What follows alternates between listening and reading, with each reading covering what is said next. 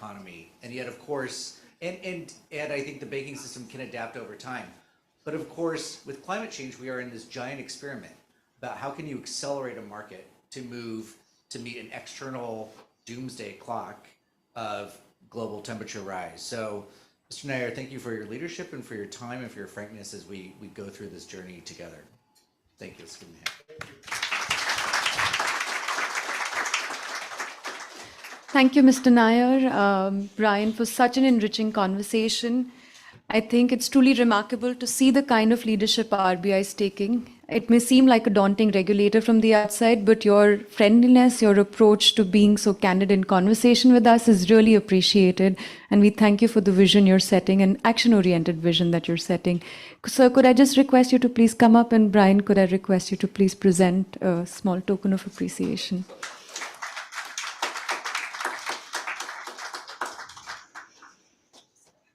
Thank you so much. So now that we heard earlier in the morning from Mr. Sunil sir about really the action agenda that was set with IBA's leadership, we also heard from a regulator's perspective on how important sustainable finance really is in this entire space and what is about to come ahead for bankers. The next thing that we will be transitioning towards is really understanding from a business perspective, where does sustainable finance, climate finance opportunities really lie? What does the next step really look like for large leading businesses in the country? And what kind of support do they envisage they would require from bankers to take some of the investments they've anticipated ahead?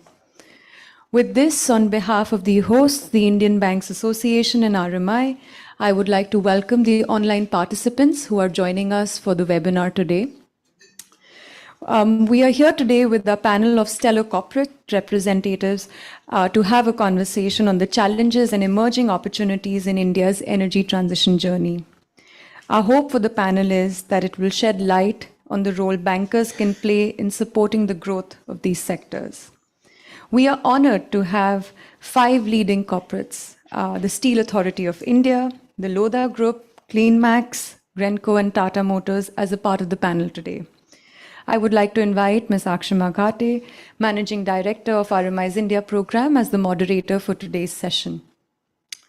Our first panelist for the day is Mr. S.K. Das, Executive Director at the Steel Authority of India.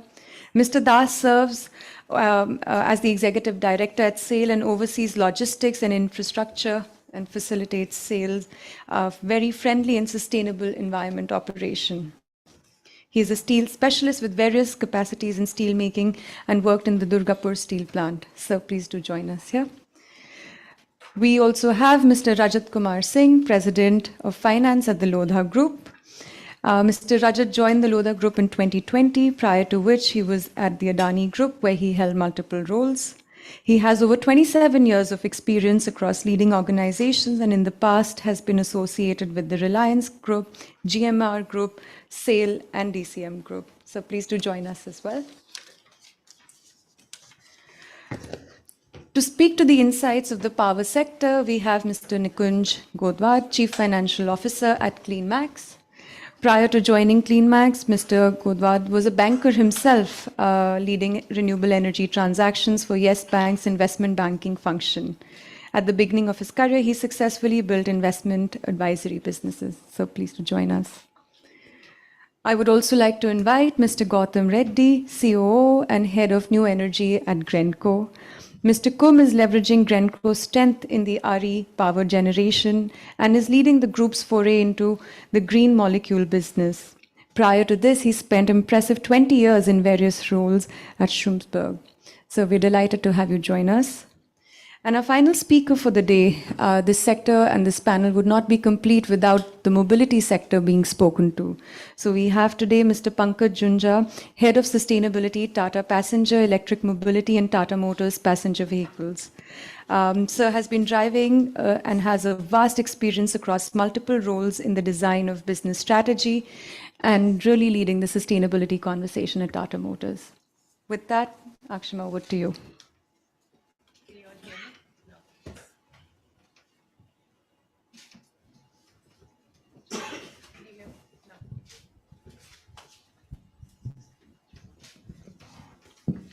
Good morning again, everyone. I think it's a stellar panel, so I'm not going to take a lot of time introducing what we aim to achieve.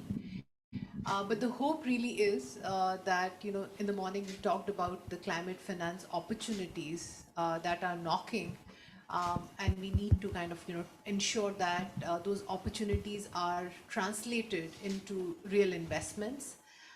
Especially when India has announced the fact that we will be on our way to net zero.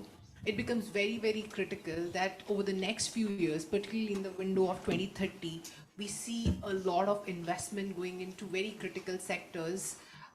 For example, whether it's electric mobility, whether it is steel, green hydrogen production, or in the power sector around battery storage systems and others. I think 2-3 facts that I would want to highlight before we kick off this conversation. One is that India has announced it like other nations, NDC. We have announced that we will be net zero by 2070. In fact, the other day we were in the state of Telangana, and they said that while the central government wants to achieve this by 2070, we want to achieve this by 2040. So I think that's really the momentum that is developing in the political and policy landscape, that there is this eagerness for different reasons to be leaders when it comes to the transition. The fact that we want to be net zero, this would require huge investments. There are estimates that India would require close to 2.5 trillion US dollars in investment between 2015 and 2030 if we were to achieve our NDC targets that the government has announced. We would need to scale our investment from 44 billion US dollars per annum to close to 170 billion dollars per annum. That's the scale of investment that is needed. We at RMI, I mentioned in the morning, have been doing some amount of work in EV financing, and we had estimated that between 2020 and 2030, we will need close to $250 billion across vehicles, charging stations, batteries, the entire ecosystem in terms of investment requirement. And this translates really into projected size of the annual loan market for EVs, which is about 3.7 trillion rupees. So that's the scale of opportunity that it presents to bankers and financial institutions. So that's really the intent of this conversation. One is to understand from you all who are, you all are leading the low carbon decarbonization efforts in your sectors, what's happening in your individual sectors, and what are you expecting from the banking community in terms of unlocking finance. So without further ado, I'm going to start with Mr. Das and have a question specifically pertaining to the steel sector. In fact, we heard from Mr. Mehta also about a lot of effort from Ministry of Steel. Steel is definitely, close to almost 10% of India's carbon emissions. It will be critical for India's net zero transition. So as a major player in India's steel sector, Mr. Das, SAIL can definitely make a huge contribution when it comes to transitioning to low carbon or green steel. Can you share a bit about what all is going on in terms of strategies, initiatives, and efforts that SAIL is undertaking on steel decarbonization? But more importantly, what are you seeing as the key challenges and opportunities that SAIL now faces in terms of transitioning, making this transition happen? Thank you, madam. This esteemed participants from across the banking sectors, my distinguished co-panelists, very good morning to all of you. I think recently, even Secretary General Mr. Antonio Guterres, he has given a statement. The era of this global warming is over, and we have entered into the era of global boiling. So that is the, I think that is the severest concern shown by any of the UN Secretary General in the recent past. And this has come when the scientists declared that this June 2023, that is on track, is going to be the hottest month on record. So you can see the effect of this climate change. And this climate action is no longer a luxury, but it has become a must for each and every individual, industries, nation, everybody. Otherwise, we cannot survive.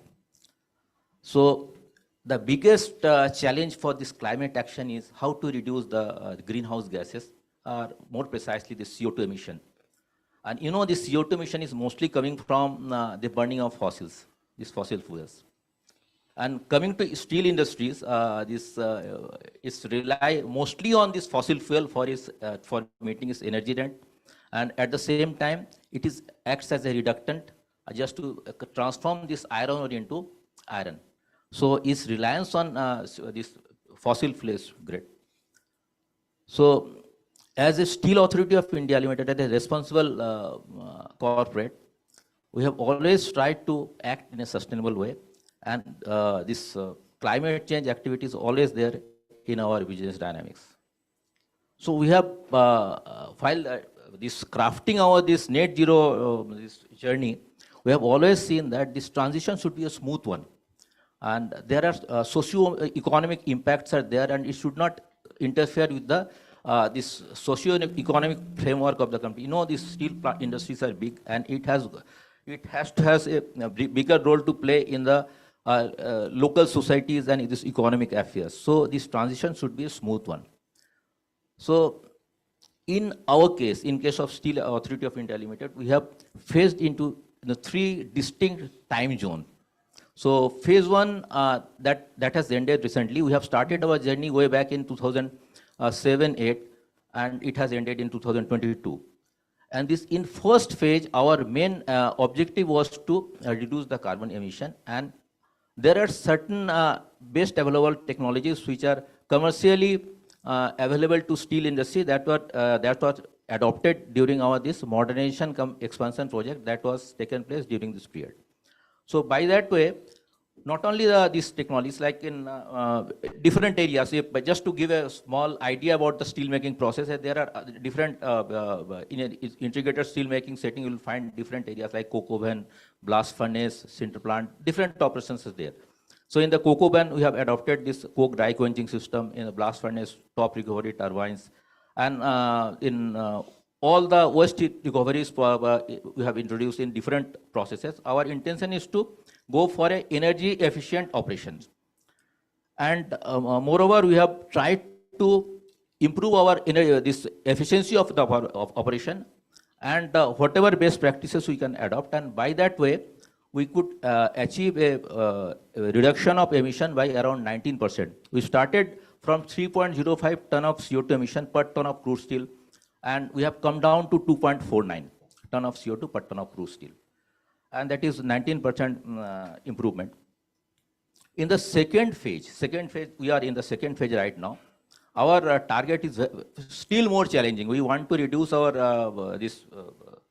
carbon emission by another 20% from our present level, from 2.49 or 2.48, we want to bring it down to 2. So that is far above our this NDC commitment of 2.3 ton of carbon dioxide per ton of crude steel. We had given an NDC commitment of 2.3 ton of CO2 per ton of crude steel. But now, subsequent to our Glasgow commitment by our Honorable Prime Minister, where he have given for raising the ambition, was one of his statement, or one of his the objective of rather India is trying for harnessing this net zero even before 2070. What Madam rightly spoke in Telangana recently, they have declared that they will achieve it by 2040.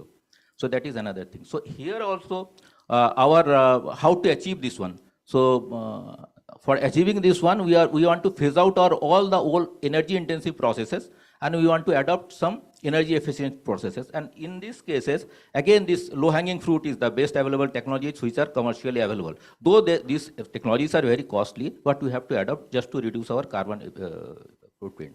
And another thing, that is improvement of our raw material quality. Raw material quality over the period of use, it is the Fe content of the raw material is going down. So we are aggressively going for beneficiations of these iron ores. And at the same time, more use of pellets and all, that will give some impact in terms of your CO2 reduction. And we want to achieve CO2 level to the tune of 2 tons of CO2 per ton of crude steel. And our third step of this decarbonization journey, that we'll call this deep decarbonization journey. And there our aim is to adopt some state-of-the-art technologies with alternate fuels. So far, the entire steel industry was relying on this coal or this coke as its reductant as a fuel source. Now we want a transition to the some greener fuels like hydrogen or any gas which is rich in hydrogen content. Either pure hydrogen or any gas which is like natural gas. In steel making itself, we have got coke oven gas. There our hydrogen percentage around 55%. So that is our this target. And some newer these technologies are coming, like electrolysis, the getting this iron through this electrolysis process. These are in a very nascent stage right now. So we hope that these technologies will take some mature step by 2030 in a post 2030 period. And once this newer technologies are in a mature form and commercially adaptable form, we'll gradually adopt those technologies and phase out our old energy intensive these blast furnaces. Mostly those blast furnaces are running since 20th century. Way back, some are from 1960s onward, these plants are running. So we'll be phasing out those things. And some of the newer facilities which we have inducted, say in the last decade, and each and every blast furnace have got a shelf life of around 30 years. So we cannot, just now we cannot set those blast furnaces. We have to remain with those blast furnaces.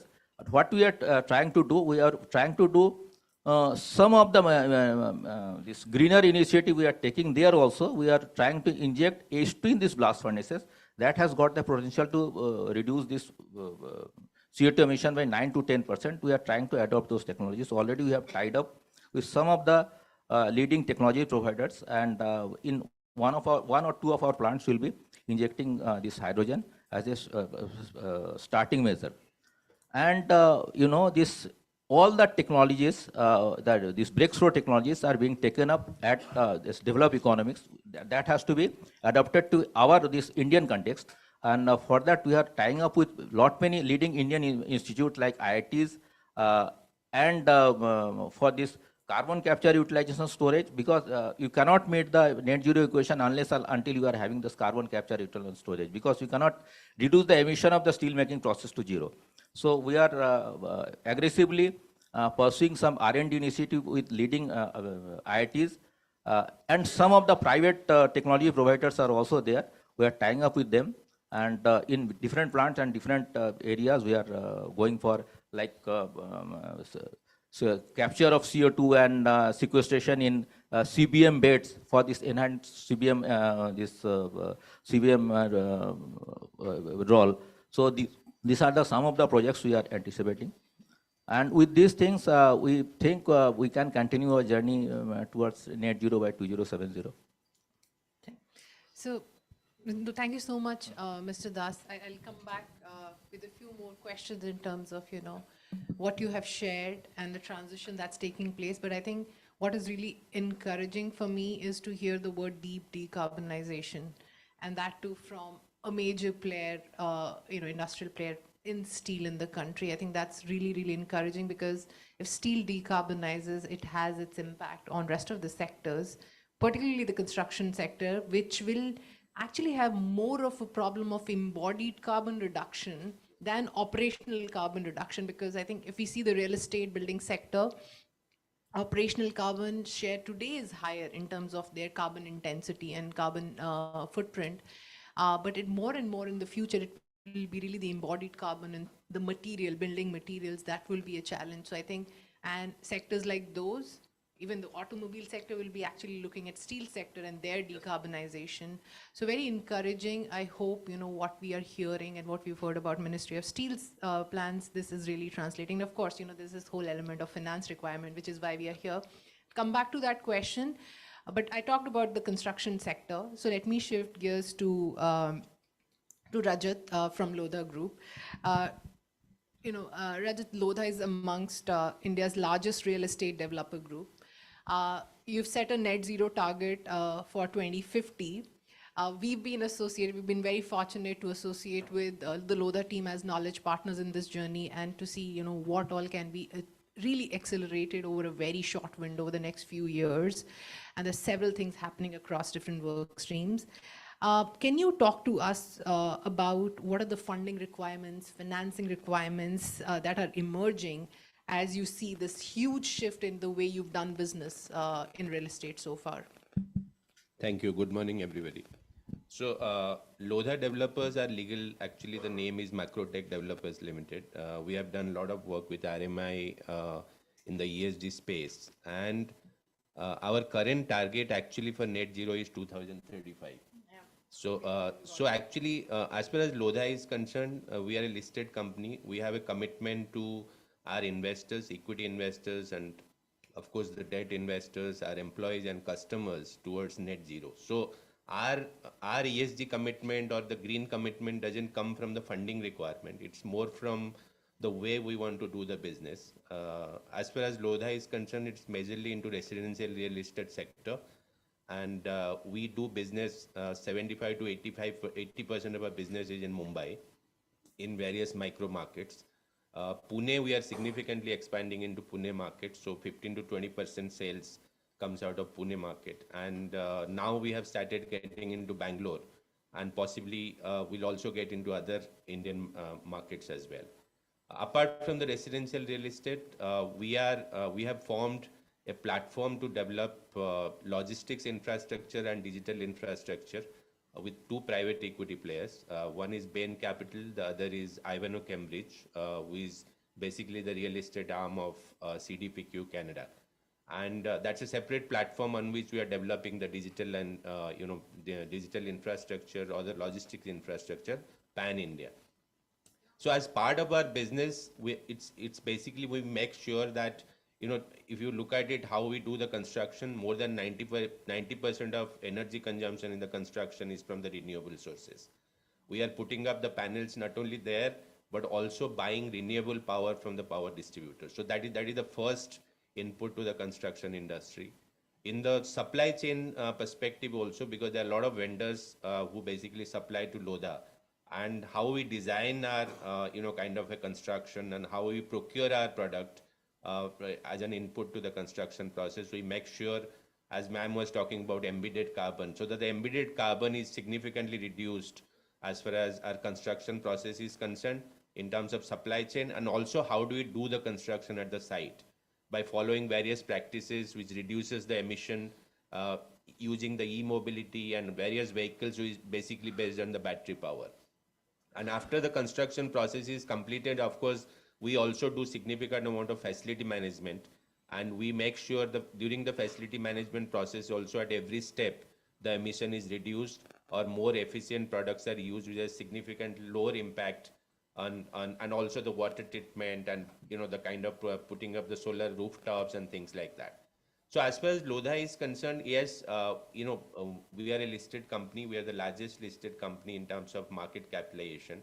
Our investors are largely global investors, apart from the promoters themselves. And all these global investors have a very specific criteria, because we all talk about debt, but the global investors are very particular about what is our ESG standard. One is the environment, the other is the social, what kind of commitment we have to the society that on which we are developing, and also the governance structure. If you look at our board structure, the social commitments that we have. So the significant commitment is to the equity holders. As far as the debt holders is concerned, yes, Lodha has been working with number of banks and specifically with SBI. And, though the funding requirement of debt is not that significant, because the way we sell and market our products actually under the construction stage, the debt requirement is not that significant. But yes, we have worked with SBI, and SBI has refinancing line of credit with various multilateral and bilateral institutions. And they have come to the Lodha site and audited our projects and gave us the approval for significant interest subvention. So I'm sure those kind of framework already exist at SBI, but I'm not sure those kind of framework exist at other Indian banks. So definitely, regulators, as we are, listening to him in the morning, and also banks and IBA can do a lot of work on that front in terms of enabling the products, because Lodha is a very large company. We may not need debt, but there are other players in the market who may need debt actually, and those kind of debts, if they are following certain practices, will be definitely be helpful. And I'm sure the bank and the expertise is already available as far as India is concerned. Yeah. Thanks. I think that's very insightful input also for IB and for all of us here. Rajat, I'll go to Nikunj now. Nikunj at CleanMax. Nikunj, we've seen a tremendous growth when it comes to utility scale solar. It is definitely one of the key, I would say, interventions that India has when it comes to achieving our net zero goals. But we're also seeing a goal of 500 gigawatt by 2030, which means a lot more needs to be done. What are the major challenges that you are foreseeing in the transition that needs to happen over the next 7 years, to achieve this target of 500? And what is, according to you, required on the finance front to achieve this? Sure. Hello, am I audible? Good morning, all. So maybe I'll divide the question in two parts. One is the challenge part, and second is what's the overall requirement. On challenges front, maybe let me touch upon as the most of the audience here are from the banking sector, let me touch upon the requirement front and what are the challenges we as a developer face. And second is to go from, say, 100 gigawatt today to 500 gigawatt. How nation will reach there and what are the kind of business model which will be supportive for us to reach there. The first one is the challenges on the financing front. See, energy, particularly whether it's solar, storage, renewable, is a capital intensive business. So it needs lots of capital. And if you simply do a simple math, say 80 gigawatt to 500 gigawatt, we are talking about another 400 gigawatt addition. Let's take the current build cost of a solar, and we're just talking one technology here, right? There are multiple renewable technology which would be needed to meet the overall targets for the country, right? 500 is just a number. Then maybe we are talking about, I just do the rough math with current build cost is close to 150, $160 billion just as the debt requirement for the solar target. Then you have wind, you have storage. Let's see what's the current size of the banking industry, right? And based on a little bit reading I was doing on the ways that the total gross lending or the size of the banking industry is $2.3 trillion. Right? That's the total gross till from all the banks till today, right? And the exposure which energy as a whole sector has is 6 to 7%. Now we incrementally only for solar need $150 billion, right? Which if you take on the total outstanding, it's close to 6-7% of the total book which is there of the all banks needs to just go to build solar. But this is incremental. What is invested is invested. So if the industry size has to double in next 7 years, 6% of that has to go just to build solar, right? Assuming that the cost does not go up. So that, I mean, I don't need to now say what challenges we see. This itself is a big enough challenge, right? Then there are many other challenges I can get into, right? Which is the permittings, especially the transmission line side, right? If you have to evacuate 500 gigawatt kind of a power, the kind of transmission line infrastructure we are thinking about it at a different level. And where will be the consumption point? Consumption point would be somewhere in BKC, right? If you have to augment the transmission line in BKC, it's a task, right? Because there's no land. Most of the countries who wants to go and switch, right? The problem is becoming at the demand center. How do you add this kind of infrastructure? But let's not get into that because that's completely a different topic. Let's specific to the audience, which is the finance side of it. And so the entire banking sector, if incremental 7-8% of the capital is just allocated for solar, then we can barely meet the requirement of just solar. Assuming banks are growing, the deposits and the credit growth is 10 to 12% as a sector, right? So I don't think that just one measure would be enough to meet the capital requirement. And that Mr.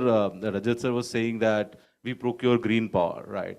But somebody is investing in for you to procure it, right? The CleanMax, we are the largest in providing the CNI solution, right? So if any one of you need, which is non-government and a direct user, need a green power where the country is maybe Asia's largest today, who supplies the power, but there's a lot of investment goes behind it.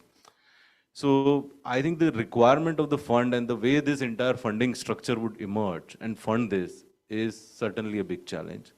And I don't think just banking sector alone can address that.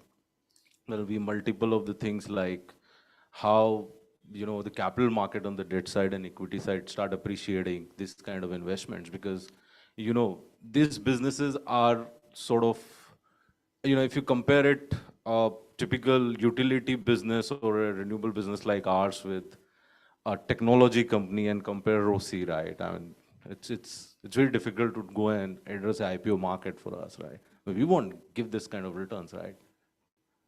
It's different return profile, right? So that kind of capital has to be there. This kind of capital market has to open up, right? The loan profiles here, for example, are not 3-year, 4-year bonds, right? Because cash flows are 25 years. So somebody needs to appreciate, and there should be long-term capital available, right? For someone to put the project. So I would not just get into details, but I just want to give some high-level things that these are the challenges. And the requirements, if we have to meet target at nation level, forget about the number, but just to meet, for example, you mentioned $2.3 trillion is the requirement for India's energy transition. That's the size of the total credit today. This total outstanding credit of the entire banking system, $2.3 trillion. You just need it for next 7 years for energy transition. How would that happen? Banks can't do that alone. I mean, there are 30 other sectors which is growing much faster than this in India. It's a growing economy. Last quarter, energy demand was 9% growth, right? So maybe I'll just stop here and just leave thoughts in everyone's mind No, I rather than trying to conclude here. No, I think that's very useful because you have, I would say, provoked a lot of questions, and I'm hoping, rather than me asking those questions, I'm going to invite later audience. Sure. I know you want to make one last point. Yeah, sure. So one more point on, especially on the banking sector and the challenge, right? Because I don't get this kind of an audience often. Right? So let's just make my point very clear. It's not easy to get a project finance done. See, for example, the construction cycle for a renewable project is not very long. For example, it takes me 18 months to 24 months to convince a client like Microtech or a Tata to sign a 20-year contract for me, with me, wherein we supply green power and meet their requirement. So corporates may take forever to decide, but once they decide and their board approves it, they need the power as of tomorrow, if not yesterday. How does that happen, right? That can only happen with we have ability to turn it around quickly. And that is only possible other than the project execution capabilities, ability to finance it quickly, right? But for an under construction renewable project, and another thing which one needs to notice is that all the growth which is expected to come in renewable setup is going to come from CNI, not from utilities. That market is just globally doesn't exist. All the new installations, 70 to 80% is a bilateral contract between developer and the user. India is already moving towards that. All the regulation which is all change happen is just indicating that. So let's say all new installation is for CNI demand, or 70% of that. And only, I don't think any public sector bank, at least I see, who can turn it around in 1 month or 2 months under construction CNI project. The very few private sector and some NBFCs who have expertise in power sector, like PFCs of the world, IREDA of the world, who can turn it around. So only 7-8 lenders we can go to out of, 50, 60. So, I mean, project finance needs to be looked at differently for these sectors. That's the point I want to make. Maybe I'll just conscious of time. Yeah. But No, I we can will speak. come back. We will come back, Nikunj. I think some very thought-provoking questions that you've left for all of us. And I would now go to Gautam from Greenco.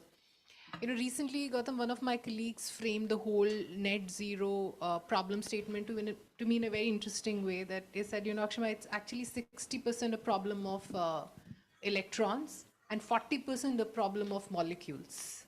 And 60% electron problem, we've just heard from Nikunj, there will be financing challenge. But I think the 40% molecules which we're talking about is really the green hydrogen molecules. which for the first time, to a country like India, give the opportunity for us to be energy independent. So they are going to be very critical, not just from a net zero perspective, but from the perspective of our energy independence. But they are not, the economics at this moment is not working. It will hopefully in the coming years. But we see companies like Greenco making the early foray into this sector. So curious to hear from you how you're feeling, just kind of, embedding the conversation into what we've heard from steel sector, from renewables, from real estate. What do you want to kind of, how are you shaping your thoughts in terms of financing requirements, like the big finance challenge, the transition challenge that you're foreseeing? Thank you. Good morning, everyone. It's actually 70-30, actually, not even 60-40, right? It's a 70% electron problem, 30% molecule problem. And the other good part is molecule is a very established solution. Electron is not an established solution, right? At that scale, molecule, once you get, from fossil fuel, you get hydrogen and then you make whatever you want with that, right? The same thing you can, you just have to get green hydrogen and do it. So that's well put, I would say, right? So that's the exact reason why Greenco, I don't know if I should say Greenco now or AM Green, we have transformed our molecule business into a new platform. I think it was in the news recently. So we're going to make all our molecule business in the AM Green platform. So yeah, it is challenging, but I'll take a I'll just give you a company view here. The reason why we are in this business and why we are making those early moves is, one, we've always looked at green hydrogen and derivatives business, not more, it is a transition, decarbonization endeavor, but it's also for us, being an Indian asset owning company, though we're not an Indian owned company, it's largely has always been an energy independent story for us, right? We've always believed that green for India is not decarbonization, but it is energy independence. Number one, why India should chase green should be that. Because when and I did 20 years of drilling oil wells all across the world, right? India, I can categorically say, whatever we do, in spite of all the policy initiatives, our crude consumption has gone from 80% import to 87% import, right? And it's only going to get tougher. Unfortunately, geography is not equal to resources in oil and gas. Otherwise, Kuwait wouldn't be producing so much, right? So it's a energy independence issue for India, and sustainable, affordable energy. So that's why India should invest in this, number one. Number two, when we spend this $200 billion every year for a country of $3.5 trillion, which is a huge amount of money that we send out of the country, because we import oil and gas, it's just money just going out, doing nothing for the country. Even if you spend more on a per unit basis of energy doing green in India, we made a calculation in the investments and FDI that will come into creating those assets in the country will return that all back in 5 to 7 years, that extra cost of energy. So for a banker, I think it's very important to understand that asset creation, if you do a green hydrogen, the renewable, then whatever green methanol, ammonia that we are getting into, or whatever, you can do so many things, right? All those assets, along with solar and wind and pumped hydro that we are doing, mainly to stabilize the electrons, all that asset creation, job creation is happening within the country. Otherwise, you're just spending money for Qatar or Kazakhstan to spend more money on drilling gas fields. So that's always been a fundamental philosophy for us, why we are entering into this. The second part of the question, yes, cost economics is challenging. But, like every industry we've seen, with scale and application of human mind, these prices will come down. So I think policies are being made across, and clearly Europe is leading the way. There's no doubt about it.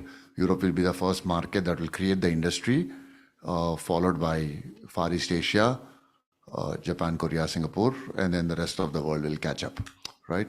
So to cater to those markets is what India's ambition should be. 2 years ago, if you went out into the world, no one spoke about India. They spoke about Chile, they spoke about Australia, they even spoke about North Africa with all its instability as being a source of supply of energy.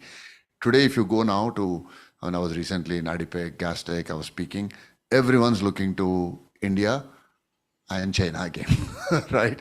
The good part is that they don't want to be dependent on China, right? That's large scale green molecules can be created out of these countries. So it's an outstanding opportunity for us. I think it's a once in a generation opportunity, once in a century opportunity, I would say. Right? Now, how to bridge this cost? So there will be people will be paying for it. So we should obviously position ourselves to be the lowest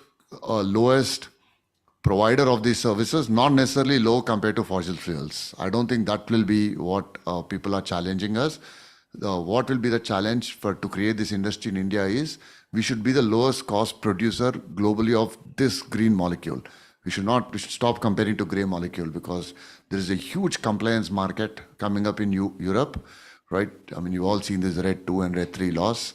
They have to convert 42% of their hydrogen to green by 2030. That's massive. The numbers are just astonishing, right? So as long as we can be the lowest cost producer, we are in the game here, right?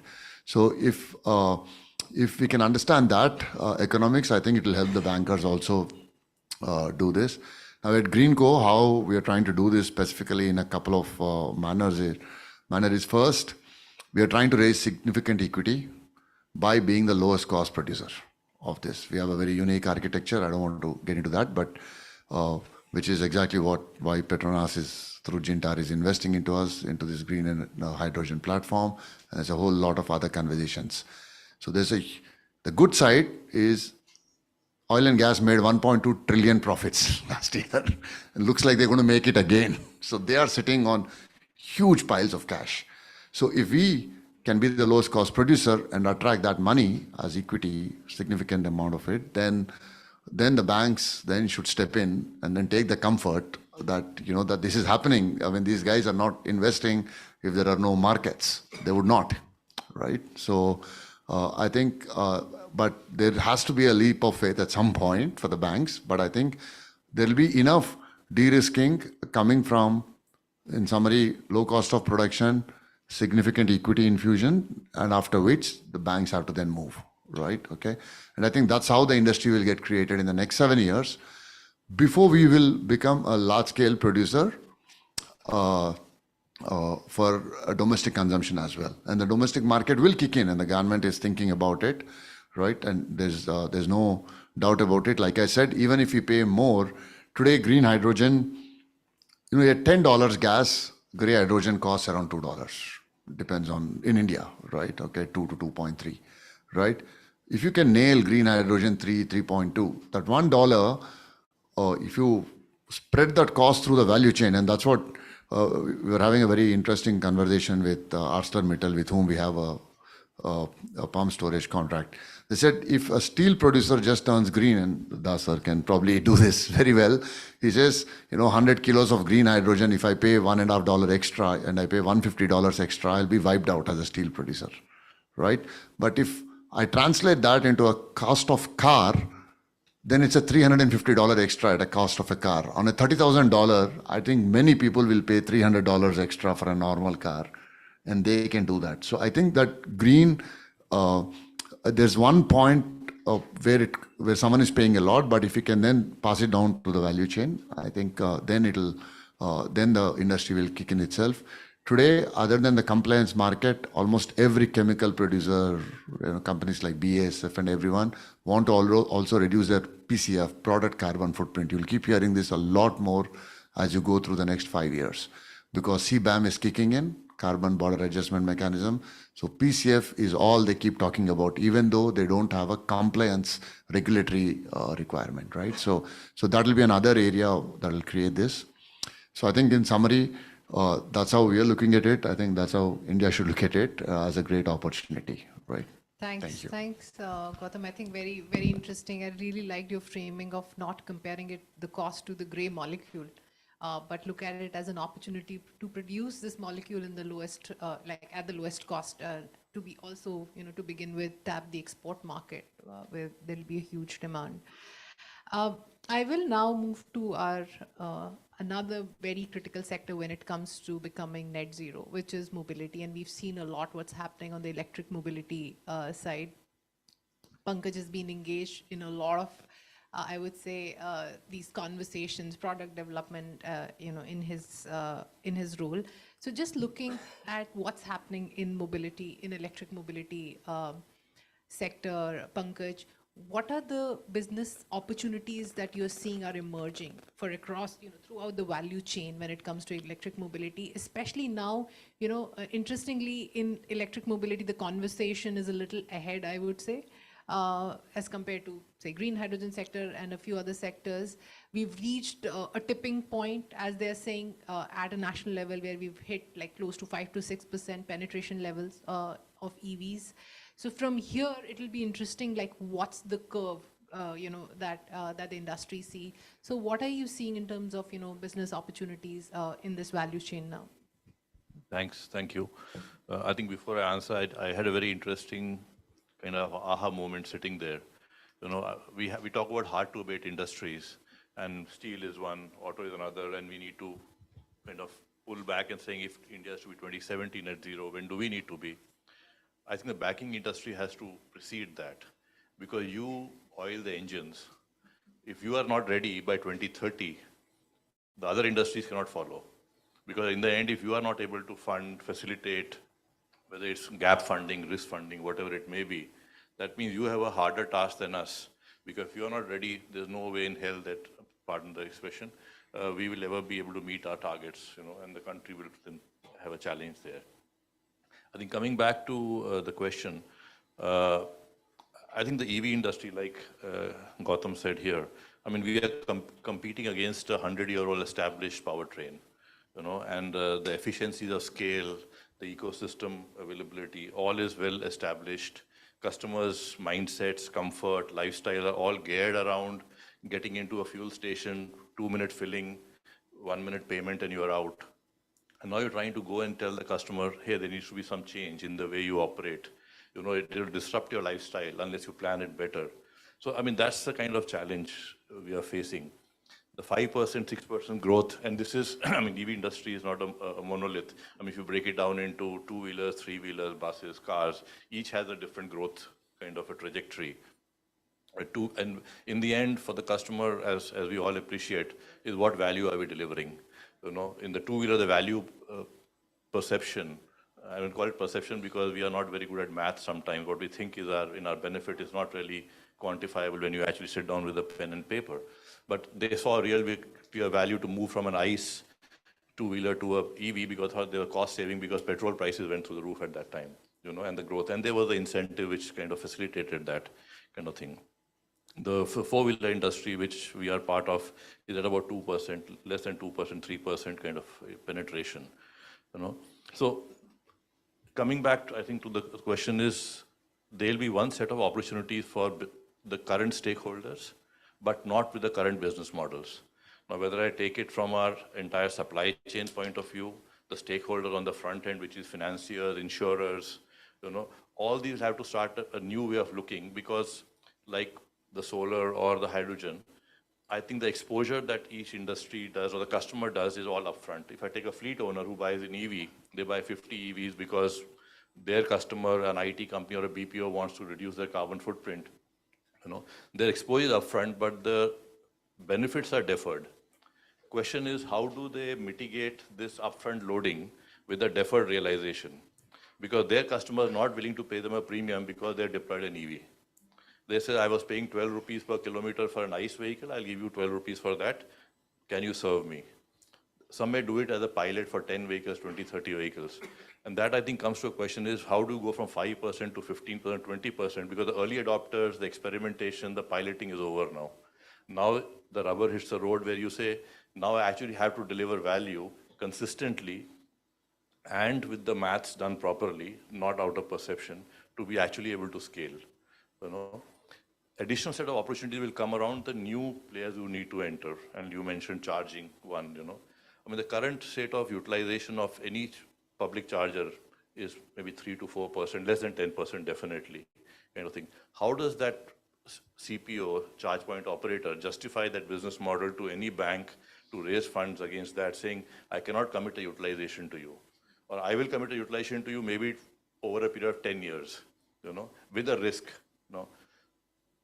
Will the industry grow? Definitely, because like you said, there's no choice for us. Question is, who will be there playing that field at that time is the only risk that banks have to face and handle, But you are funding an industry and an individual both. How do you delineate the two? Kind of thing, So there are also additional opportunities around this whole thing of, if I take an example, specific example of, say, a battery. Today one is the battery manufacturing part of it. The government has just released a draft called the end of life of vehicle policy, where the batteries have to be collected back at end of life.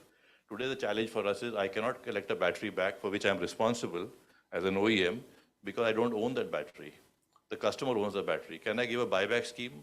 My CFO will throw me out if I went with that option, saying I can't carry that risk on my balance sheet.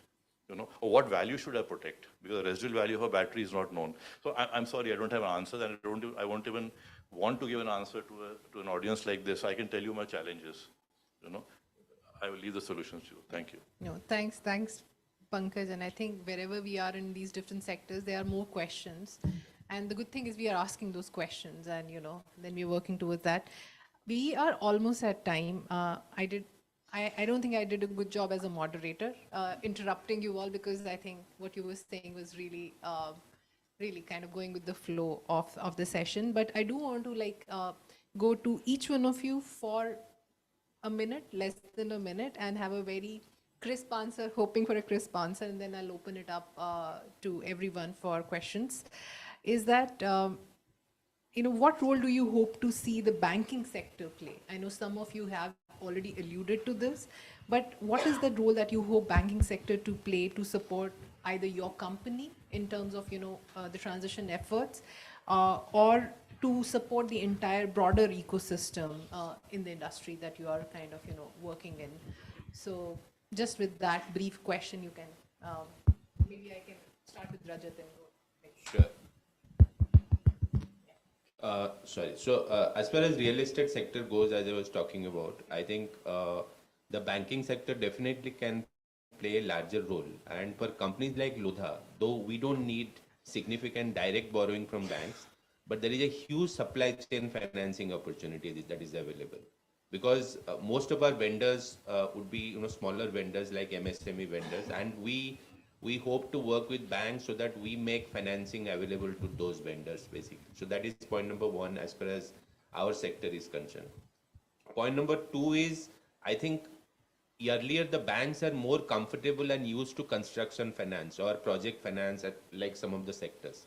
Real estate sector, and for companies like Lodha, who is selling under construction, we really do not need any kind of construction finance, because if any real estate player comes and asks the banks for construction finance, then actually it should make banks worried. That means he is not able to sell the product, and that's why he wants the money from banks. And that's why a lot of NPAs in the real estate sector has been created. Real estate, actually, residential real estate is a short-term product. You actually sell and deliver it within 3 years. So actually the banks have to do some kind of mindset change and sanction loans for corporates, like a corporate finance, vendor finance, and different kind of product needs to be developed. It is not like a typical project finance funding to a renewable sector or for a mobility sector. So that's the other thing that banks needs to think about. The point number three is, as far as the new investments are concerned, whether it is renewable or in mobility space, as far as the cash flows are stable, I personally think then only banks can fund. If there is no visibility on the cash flow, then actually the equity holders need to fund it. It is not banks' responsibility to carry the business risk. It is actually the equity holders' responsibility to carry the business risk. So that is one, and that's how the debt and equity, Gautam was talking about Petronas investing. Because why do they need investment for Petronas? Because they are the equity holders, right? Banks can't fund the equity. I think most of industries in India have generated NPAs, especially in the power sector today, because the banks funded equity. I'm not talking about the funded equity. What should have been the equity component, the debt amount was significantly higher. And the other thing is the capital market in India needs to develop. Nowhere in internationally you would see banks funding so much of money into the infrastructure sectors. Today there is no money available to actually projects from the capital market unless the rating is more than A plus or AA minus. Which under construction project will that kind of rating? So actually we need to encourage the market which basically starts funding the lower rated companies, also of course at a right credit matrices and cash flow trap and things like that, so that those sectors get money. Like if the banks can fund triple B minus companies, why the bond market cannot fund? So I think a lot of work needs to get done on that front. So with that I think I would like to conclude. Thank you. Nikhil, you're What Rajat said, that equity is the risk capital. So what I would expect from a bank as a business is that businesses which have had raised enough risk capital, right, are well capitalized from the equity front, right, and have the business models which have been proven that works, right, then needs to be a more aggressive participations from bank, because we see that banks are participating, but particularly for the growth. Refinancing, there is a huge market. Once a project is done and you're going to the bank, I think you can create a very good competitive tension and improve your rates. But as far as the new project builds are concerned, I think there should be a wider participation. So I would just limit it to that one point, that identify the companies which have proven business model, well capitalized, and at least participate in the growth and the new projects builds as a bank in those, and not just look at fully de-risked project. Thank you.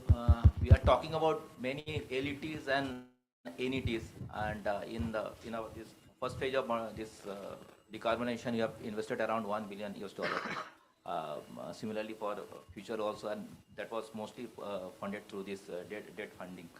So here also in the next journey, in the second phase or in post 2030 deep decarbonization, we need bank support and some softer loan, because this demand market is not yet stabilized, because so far we are not in a position to finalize the taxonomy of the green steel.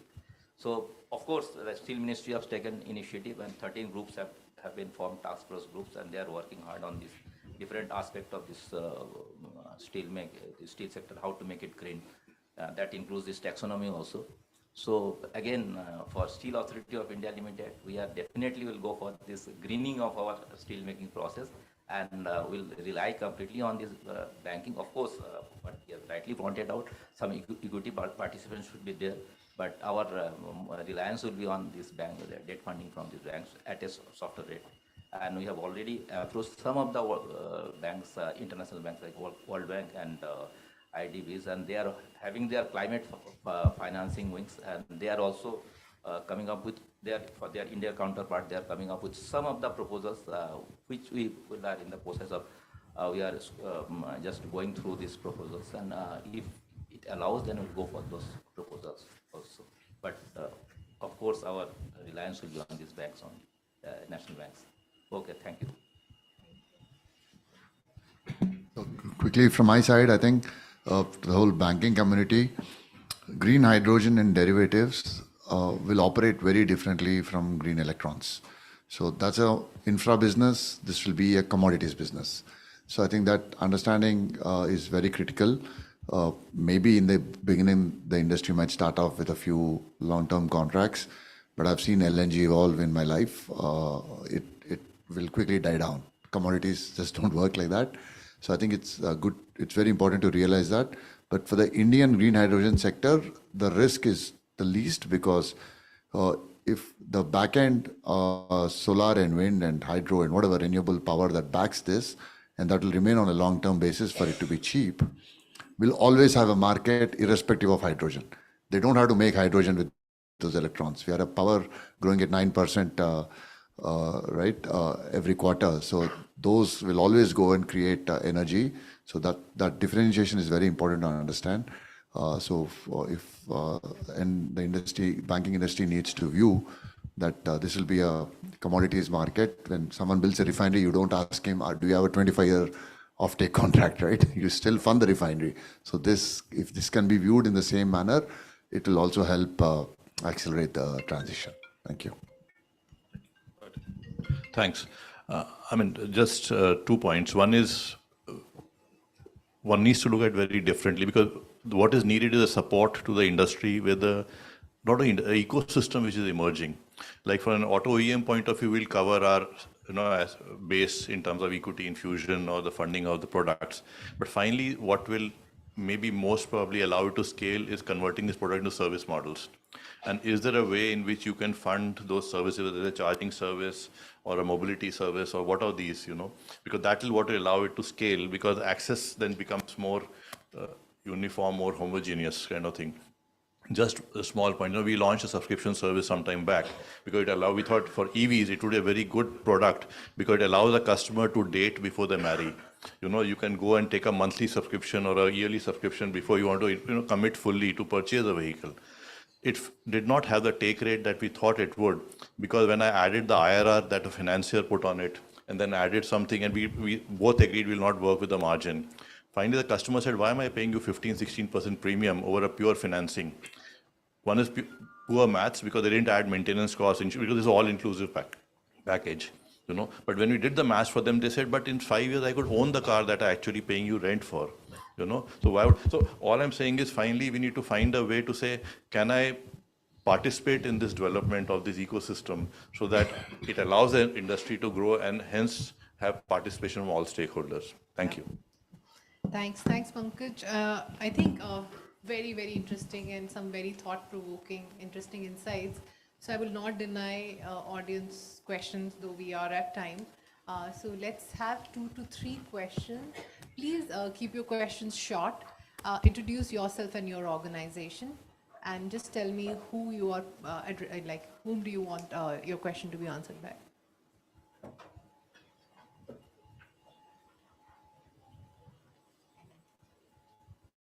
We have people on this side too. Anybody? I don't see any hands raised. Yes.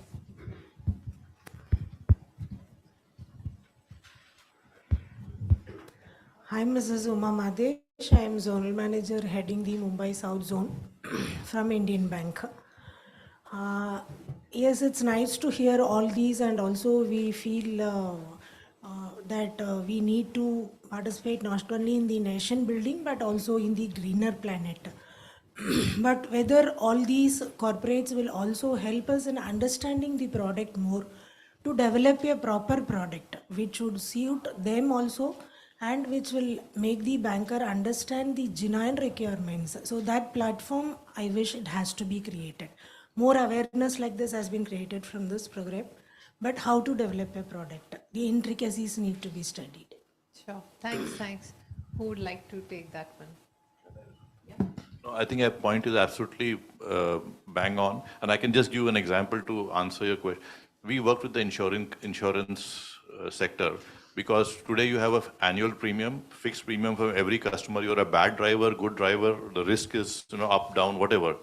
This company said, hey, you have data on your connected vehicle. Can you give me the data so I can calibrate the risk of the driver and then create a unique product for them based on their profile, driving profile. Then they went one step further, saying from an annual premium, I can bring it down to a monthly premium, because now I can calibrate their risk profile every month and then pass the benefit on to them. The only challenge was all the good drivers got the benefit. The bad driver said, I'm going off the service. But having said that, but it allows, because suddenly now we are connected, we are using data, all these opportunities, but would love to engage with anybody who says, help us understand the product, and we can work together to say, how do we create a win-win on the whole solution part? Thanks.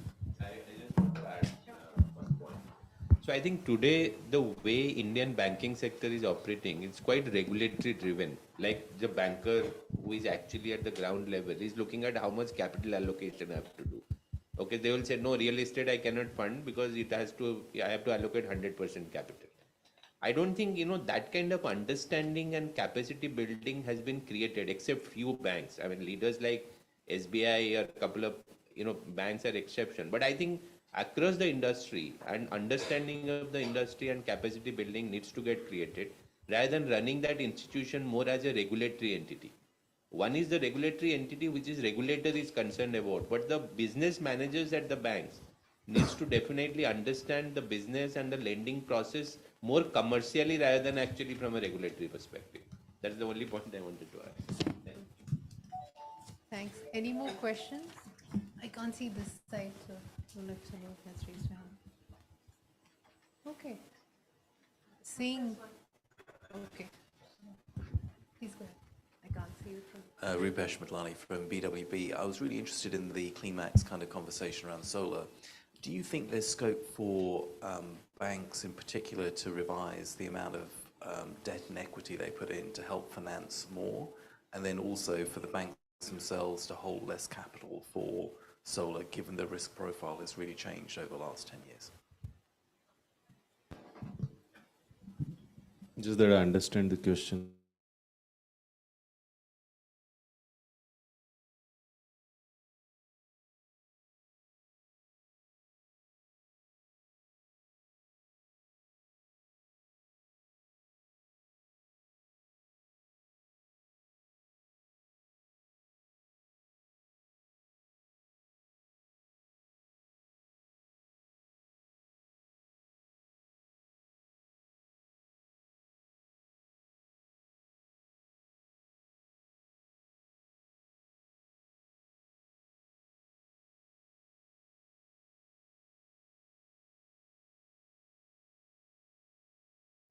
But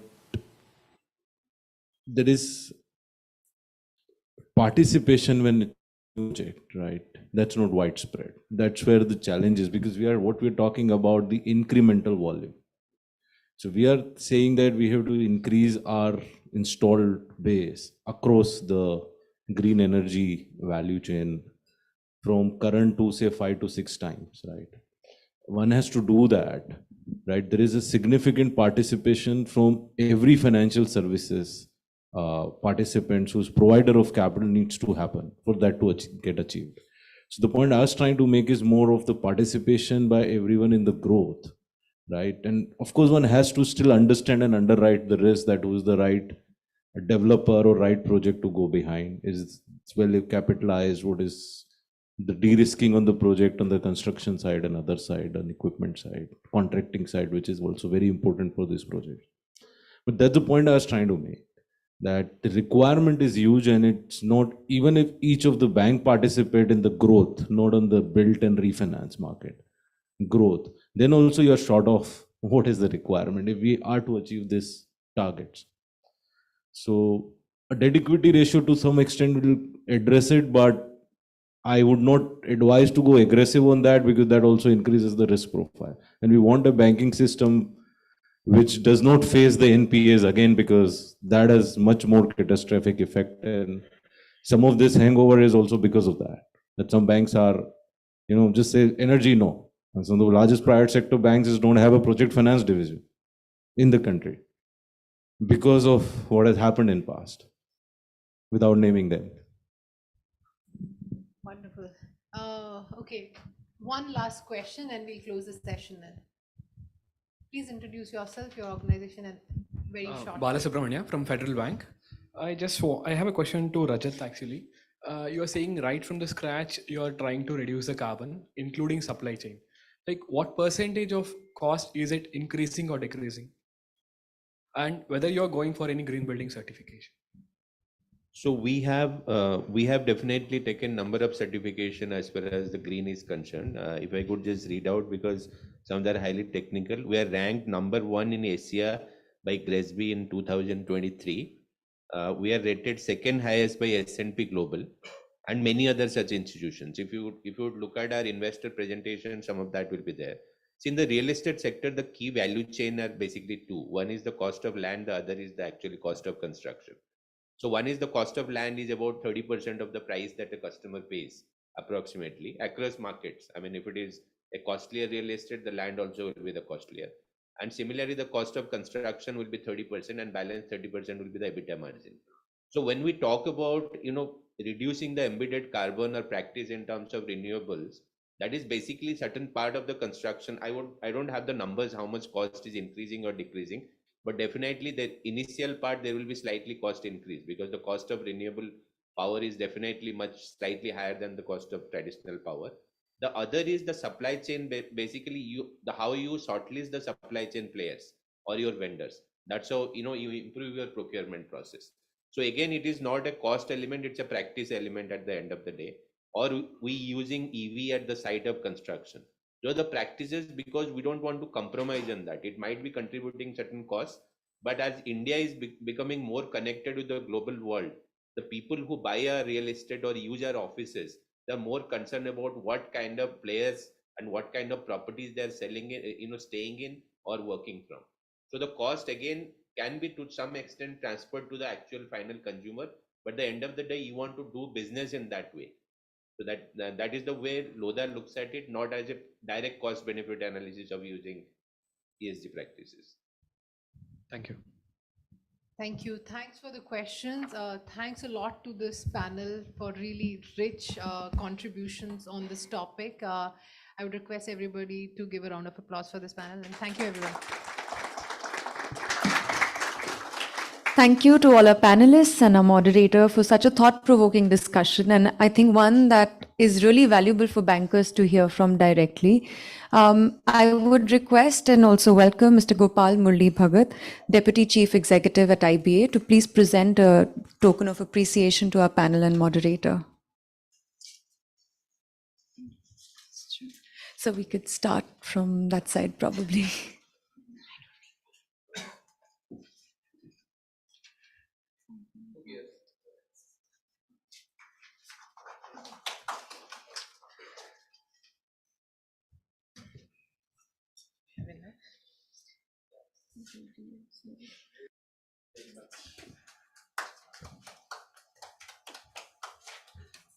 Can we keep the applause going? We've had some really good conversation and very candid one as well.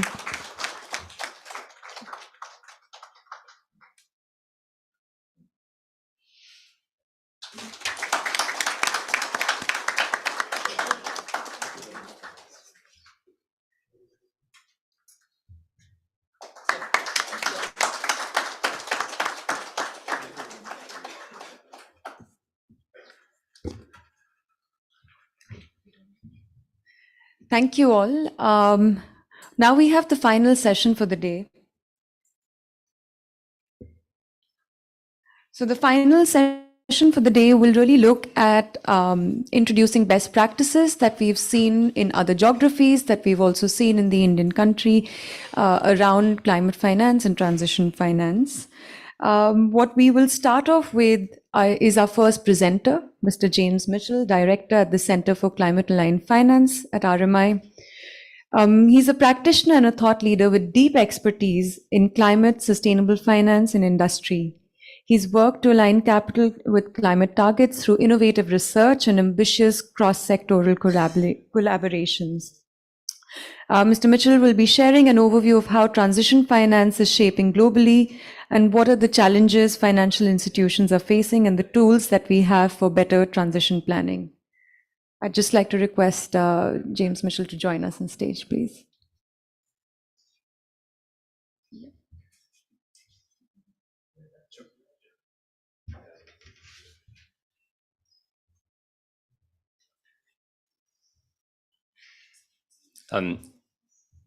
Good morning, good afternoon. It is really a pleasure to be here and to share the stage with such esteemed panelists, presenters, and colleagues. Really wonderful to be here. I am joining you today really representing RMI's international perspective on climate finance. I'm hoping to bring some of our experience working with major financial institutions across the investment chain, with industry and with experts across really most of the hard to abate sectors to see if we can use that information to really help identify opportunities for application in the Indian market. This conversation is really focused on net zero. As we've heard, the investment requirements for meeting net zero will be significant. Globally, we're looking at something like 4 trillion annually by 2030, with 70% of that coming from private sources. In the Indian context, significant investment as well, 11 lakh crore or 176 billion annually in India alone. That's really, really significant investment, as we've heard, particularly when comparing it to the size of the Indian banking sector. Our perspective at RMI formed through really working hand in hand with the financial sector, with the corporate sector, is that financial institutions will and really must play a key role in the deployment of green and transition finance, while also managing risk. To quote Mr. Mehta from earlier, banking is the backbone of the economy, and thus it must be really part of the solution to take us to the aims of net zero.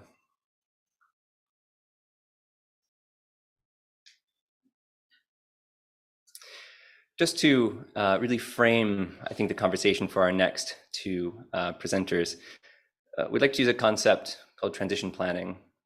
Probably everyone has heard of it in some fashion. It's an emerging concept, and it's useful as a guide for thinking about what does firm level transition or firm level implementation require or look like to really play this proactive role in the pursuit of net zero objectives.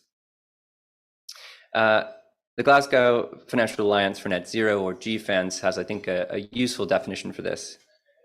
It's called it it says they've defined a net zero transition plan as a set of goals, actions, and accountability mechanisms to align an organization's business activities with a pathway to net zero greenhouse gas emissions, while also managing risk. I think also to quote Mr. Mehta from earlier, awareness, incentivization, and regulation, as this is an emerging concept, it's one that is not fully yet formed.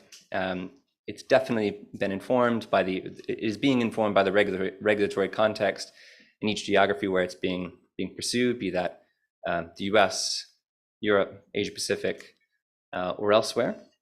But it's something that is slowly making its way from the sort of voluntary landscape into regulation, in particular in the EU as well as the US.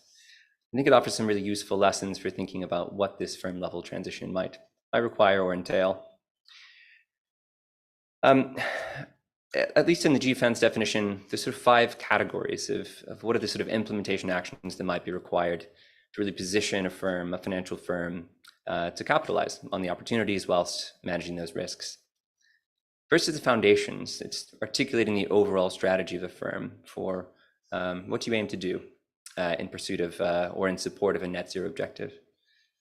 Second is an implementation strategy. So it's really focused around products as well as business strategy. For example, how do you access capital pools for green products or new green products?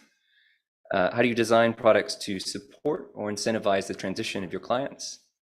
Or also, how might you securitize debt to free up headroom to increase lending for the energy transition? None of these are decisions that can be made in a silo. They must be made, I think, by a firm in line with regulatory guidance and in line with good governance practices as well. What that goes hand in hand with is, of course, engagement strategy. So thinking about how clients are engaged to make sure you understand the emerging opportunities, how others might be engaged as well to ensure that policy frameworks are supportive of the investments that will be required in the future. Finally, metrics and targets. This is really a key part of the work that we do at RMI, which I'll get into here in a moment.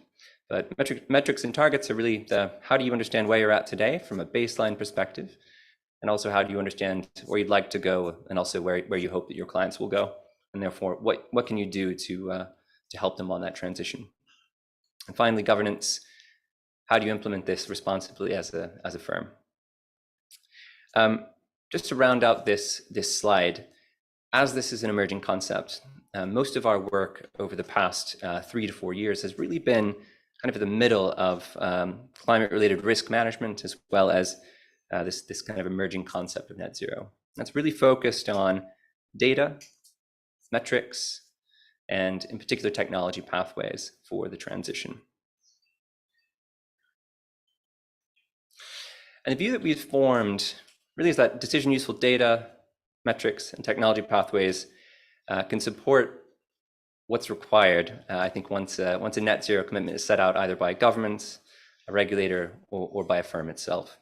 To talk through a few examples of this, at the portfolio level, it helps to understand how is a portfolio positioned for transition. At a sector level, what sectors require transition or green financing to sort of move them along a specified technology pathway? And furthermore, which are those technologies that are considered green in your jurisdiction or green more broadly? And finally, products. What are the products that can be created to support transition, to incentivize transition, to incentivize green? What that often leads to is questions about clients and the need for more information, and need for capacity building to really engage clients on, I think, the key questions around what it will take to achieve what is set out in technology pathways, which is not just about technology, but also about business strategy. So thinking about these questions at the entity level. Is this company contributing to the energy transition, and what does that look like? Or at the project level, will the use of proceeds contribute to the energy transition as set out by the relevant regulatory frameworks? To bring this to life, I'm going to give an example of some work that RMI has been involved in over the past 4 years now, and it really kind of provided the foundation for the role that we play in the financial sector today, at least at the international level. So example we'll give, just to sort of bring home this point around decision useful data, metrics, and technology pathways, is that of the Poseidon Principles. Poseidon Principles is what we call a climate-aligned finance framework. It's really just a framework for enabling the assessment and the disclosure of how aligned assets and portfolios are with the energy transition in the shipping sector. What they do is they provide access to data, they provide access to pathways, and they also provide very clear guidance for how you aggregate that all together, both to inform useful client engagement conversations, as well as to inform meaningful disclosures, for example, under TCFD or various target setting initiatives. This initiative was launched back in 2019. As I'll discuss here in a moment, it has grown to really become the de facto global standard for the sector. And we'll just talk through what that looks like. So to recap what the Poseidon Principles do, as I've mentioned, their framework, the framework is intended for use by banks. The shipping sector it's a global sector. Data access is very, very challenging. Prior to the creation of the Poseidon Principles, there's no bank in the world that had greenhouse gas data for their shipping portfolios. Poseidon Principles solved that by providing access to a verified global data set. Secondly, on roadmap and methodology, Poseidon Principles provide meaningful benchmarks, so greenhouse gas benchmarks or intensity trajectories, which are carefully tailored to support engagement as well as product development, which I'll go into here in a moment. And finally, industry support. RMI worked hand in hand with the financial sector as well as major corporates to develop this framework. Because of that, it has broad backing globally, including from regulators. This has really ensured that its uptake has grown from, I think, a well-meaning initiative to one that, as mentioned, is really sort of a de facto global standard. What does that leave us today? Launched in 2019, we sit here near the end of 2023. Poseidon Principles solve some key questions, as I mentioned, around data, pathways, metrics.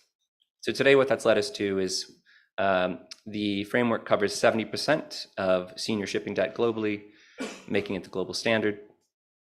Its data and methodology support target setting and TCFD reporting by banks at a global scale, of course, in line with the regulatory requirements in their jurisdictions.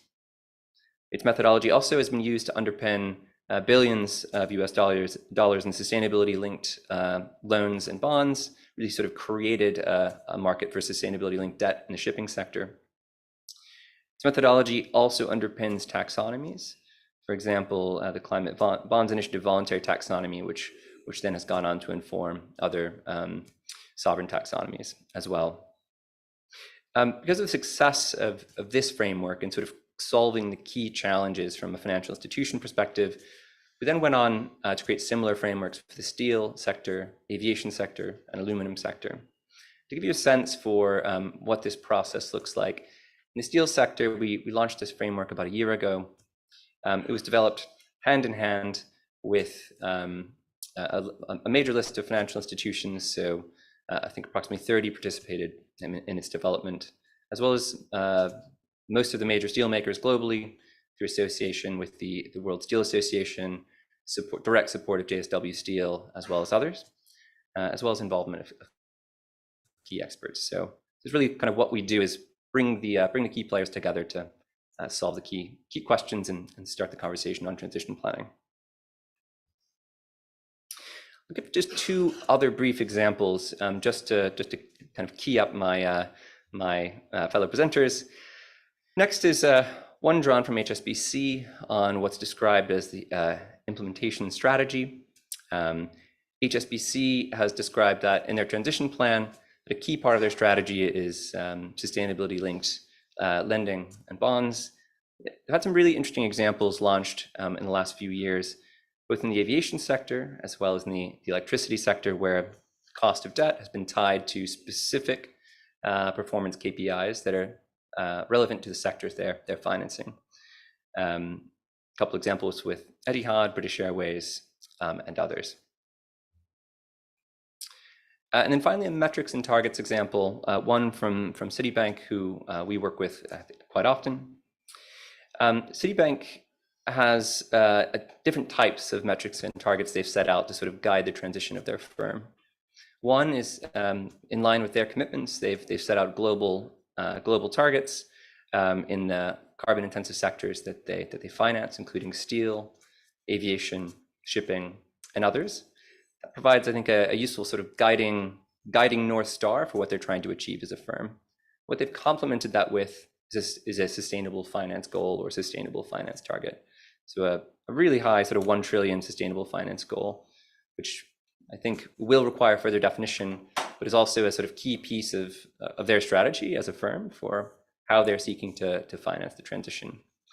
What we've seen in working with them, as well as through their public disclosures, is they've really had to dig into this sort of key technology pathways in the sectors they finance in order to identify what is truly sustainable. I think as many of you are experiencing today, these definitions are not necessarily in place. And so this is an area, I think, for further work, both at the international level as well as the domestic level, to make sure that capital is guided where it's most needed. With that, I'll be having a Q&A. Is that right? Great.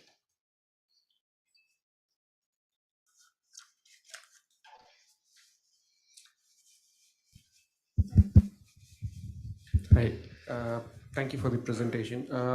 I have a question in terms of the metrics that international institutions particularly are looking at. And I want to tie that into the fact that India has an extended net zero target. So India is at 2070. There are a good number of developed countries are at 2050, if not better.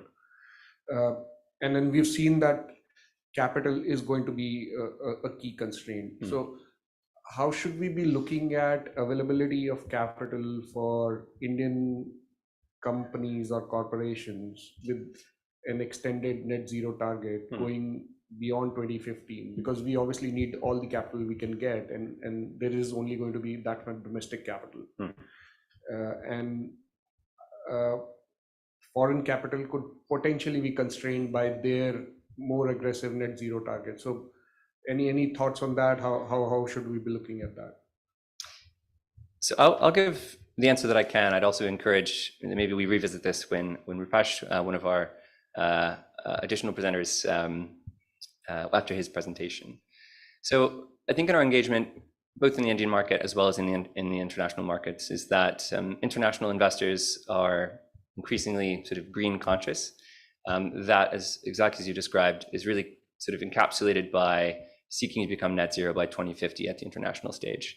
The way that plays out is, how metrics are developed is they're usually developed around international pathways, almost always oriented around the 2050 figure. So the best available, often the best available metrics, benchmarks, modeling may be at least at an international level oriented around 2050.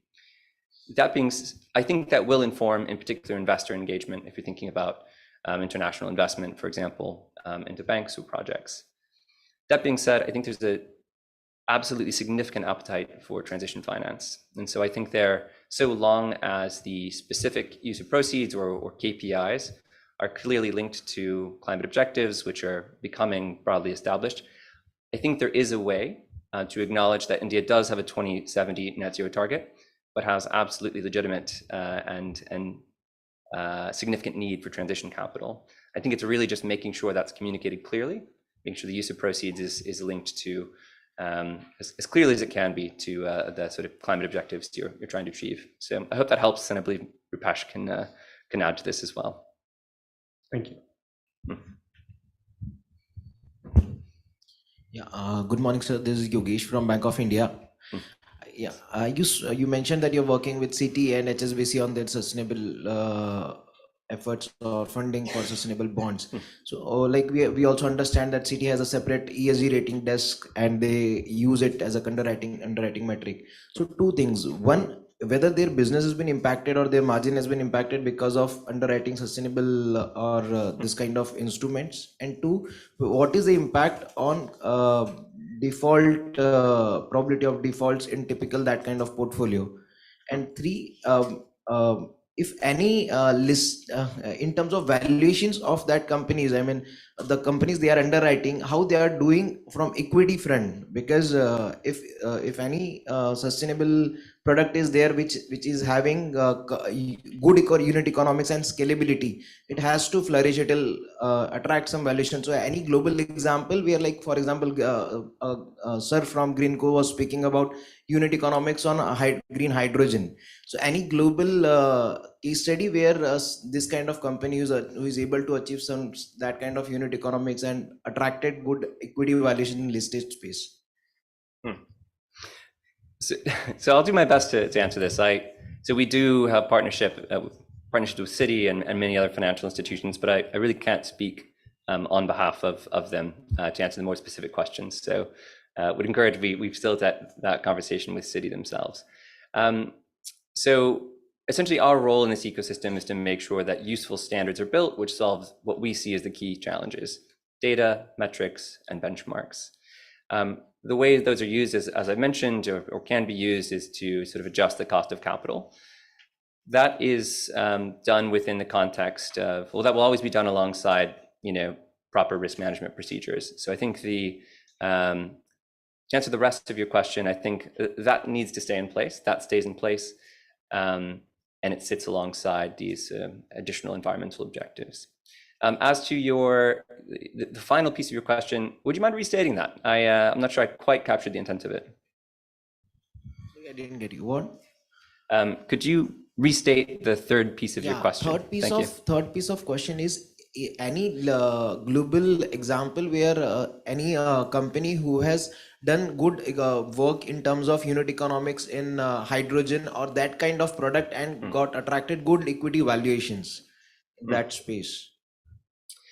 So it might be worth a longer sit-down conversation. So this doesn't quite answer your question, but a project that we followed very closely is H2 Green Steel. Many of our partners have been involved in that project. We're also involved in a number of pre-FID projects, particularly in the US, supported by, of course, the Inflation Reduction Act there. So I can't give you a direct answer to that, but I think what we're seeing is the relative economics, in particular of green hydrogen or green hydrogen derivatives, is certainly improving. Our modeling suggests that we could reach parity, towards the end of this decade, which I think will have a significant impact on valuations across the board. That modeling is supported by the significant regulatory support, both on the US side from the Inflation Reduction Act, as well as on the EU side, where we're beginning to see some really interesting opportunities emerge to sort of double up on incentives and really bring products to market that will be surprisingly competitive from a cost perspective sooner than we previously thought. Parity in terms of equity valuations or parity in terms of fossil fuel? I think well, so I don't have a specific answer for you on equity valuations. I think that's maybe a longer conversation. Parity in terms of fossil fuel equivalent. Yes. Yeah. Yeah, sorry, exactly, yes. So parity with the fossil fuel competitors Calorific on a value cost kind basis. of. Yeah, thank you. Great, thank you. Thank you, James, for setting the context and getting us started. The next presenter that we have is Ms. Nitika Agarwal, Vice President, Climate Risk, Barclays. She'll be talking about how banks can use the Blue Track methodology. It's been developed by Barclays for measuring financed emissions. Ms. Agarwal is an experienced professional in the field of credit risk management. She's closely working with ICAP, stress testing, risk appetite for Barclays. These are all very relevant conversations for all bankers here in the room. So we're very pleased to have you here and would love for you to join us here.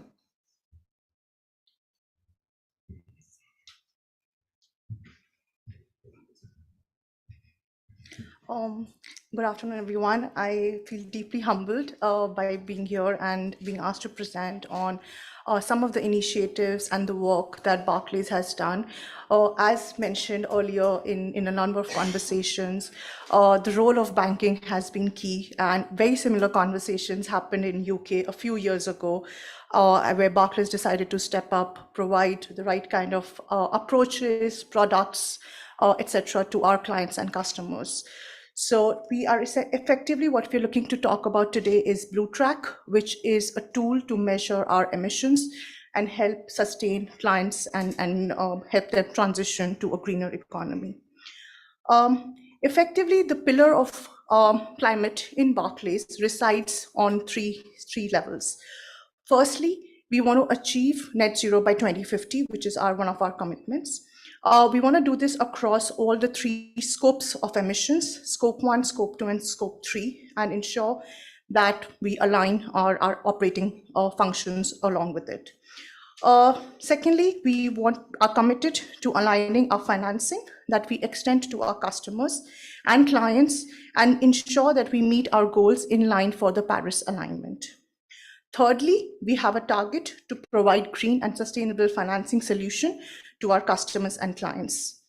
The second pillar, which is our own pillar of reducing financed emissions, is what we're going to talk about today.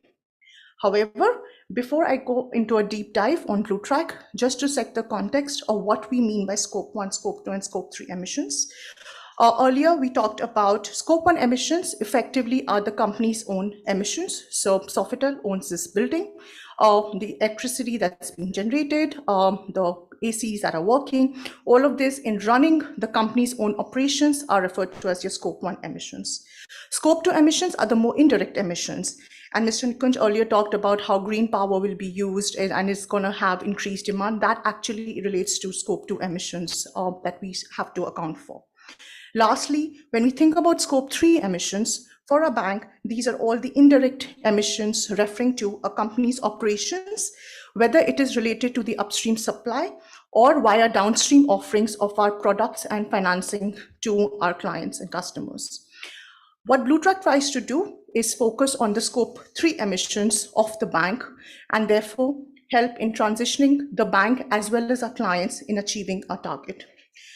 If Barclays lends to a company down the road, say Toyota or Tata, they emit carbon dioxide. Because we have been a financing or supplier to capital to them, as a bank, we should be accounting and considering these in our scope 3 emissions and in line with our climate strategy, work towards reducing these emissions over a period of time. Overall, in the next page, we'll see what is the process and methodology that we've developed to enable us to do that. What you see on the first half of this slide is a 5-step framework that we go into detail. This methodology is also publicly released, and therefore, even though we will not be able to go into much details today, we will be very happy to answer any questions or have you read through it. The first step to reducing financed emissions is choosing the sector. Now, we had all the industry experts across autos, power, energy, cement, steel. These are actually all the sectors that Barclays has disclosed as their targets and reduction. How did we select this sector? The sectors are selected very purposefully rather than just trying to say and capture our whole balance sheet. The different sectors contribute to emissions differently. Each of them have different incentives and have their own trajectory of reducing emissions. We also need to understand what is the metric we want to measure. If we simply say the auto sector needs to reduce by 40%, that doesn't help because eventually you need vehicles to run. You need power to supply your buildings. Hence, we will talk about metrics in much more detail later on. As part of step one, we also need to select a benchmark. How do we know where do we need to be by 2050? Which is where the frameworks that were alluded by Mr. Sunil earlier, NGFS, some of the frameworks that RMI has worked in terms of Poseidon Principle, the steel principles, as well as IEA's scenarios come in play, which helps us give an indication of where the paths need to be and where your metric needs to be to achieve that 2050 decarbonization. Once we have a view of all of this, second step is we want to have a metric which will allow us to reach the goal, which will allow us to ensure that we incentivize our clients and behaviors in the right manner. This is the stage where we realize and we see that data becomes a key problem. Again, a challenge highlighted by Mr. Sunil in an earlier conversation. We need to assess something that is not really being captured. No bank as part of KYC asks the customers that what is your emissions, and hence this is not something which is readily available or there. Companies do disclose reports. There are a lot of publications now and regulations that have called for disclosures, but as again pointed out rightly by Mr. Sunil Mehta earlier, it is in silos, needs to be brought together. We also could probably estimate some of these emissions by using back-end databases, by using public information available out there. But what it brings with this is higher modeled risk, as Mr. Sunil Nair also mentioned. Which is why a lot of the time is spent in step two, where we actually source information, work collaboratively with our clients and try and get that centralized database set up. Step three is around the linking the emissions to financing. This effectively would mean how do we select what products we want to capture as part of our methodology? Now, Barclays offers a variety of products like all the other Indian banks. We would have loans, revolving credit facilities, trade solutions. We also have a very strong capital financing market in our UK business, which is why when we look at the scope of these emissions, we capture all of these products. What we have ensured we do is we do not capture just the amount of loan that's been drawn, but effectively the limit that's been sanctioned against a particular customer, so that we can monitor this without having that fluctuation of influx on a day-to-day basis. This ensures that we can provide them targeted lending solutions. It is in line with not just our strategies, but also with the company's strategies we are aligning to. Essentially, step 1 to 3 allows us to create a database, which is the company, the emissions of the company associated, and the financing we provide to them. Lastly, we talk about metric. Now, I briefly touched upon the fact that we cannot have one type of metric, which is why the two most emerging metrics that we see and we look at are absolute financed emissions and intensity emissions. When we talk about intensities, for our sectors such as autos, cement, steel, what we have said is we know the demand for these products will keep going, including power sector.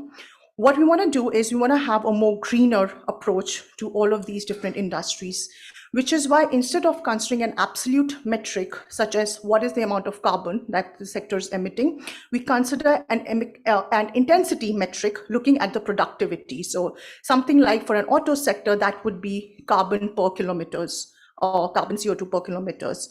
For steel, that would be something in tons. That is what we consider as a main metric. Lastly, energy is one of the most difficult sectors that we deal with. There we know that the world effectively needs fewer fossil fuels. Oil and gas companies cannot keep making the profit that they have been making, which one of our colleagues earlier touched upon.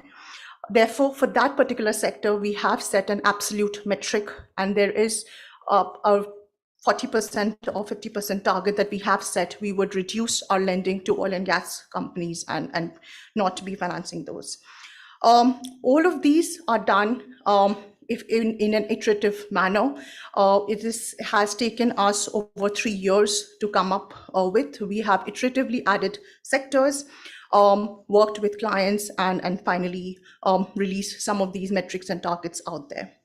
The bottom of the slide just indicates what you see as the methodology I've just described. Finally, when we look at once we've calculated these financed emissions, we would be measuring them against the benchmark that we set out in step 1. If you focus on the bottom chart, not sure how clear it is, but effectively we have a dotted line, which is a referenced scenario that we have selected at the beginning of this project. We then have a portfolio target path. This is Barclays, based on Barclays portfolio and we think where we are and where we should be. And then over the years from 2020, when we first came out with this, till 2030 and up till 2050, we would be measuring our progress and saying by how many percentage our portfolio financed emissions have come down. Similarly, another example on the page is for our automotive manufacturing sector. Now, given that we have talked about auto manufacturing, I think selecting the value chain of what we want to focus on is also key. Just because if you think about autos in a very simple sector and everybody relates to it, there are various sections as a bank that we would be lending to. We would be lending to suppliers, manufacturers, distribution, sales, as well as users.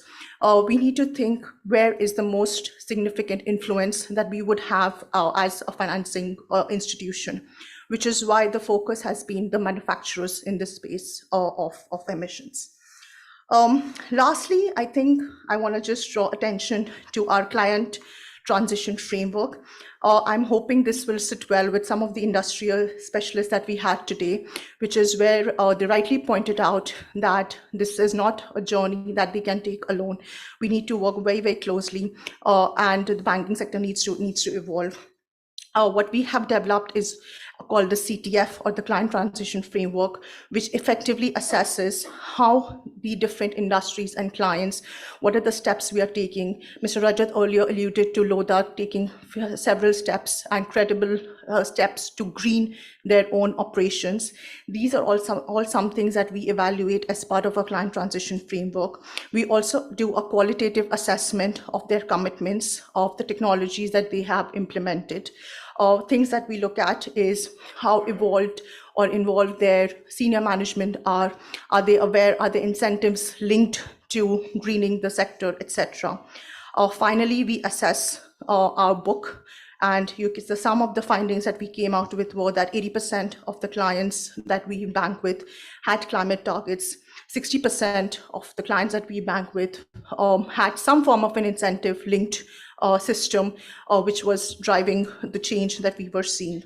And lastly, we continue this engagement with them, helping them provide specific products, ensuring that they were able to journey this together with us.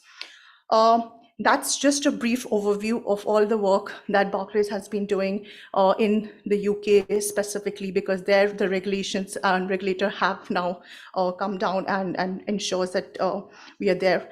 I'm going to pause here and happy to take any questions, and thank you for giving me the opportunity to share this.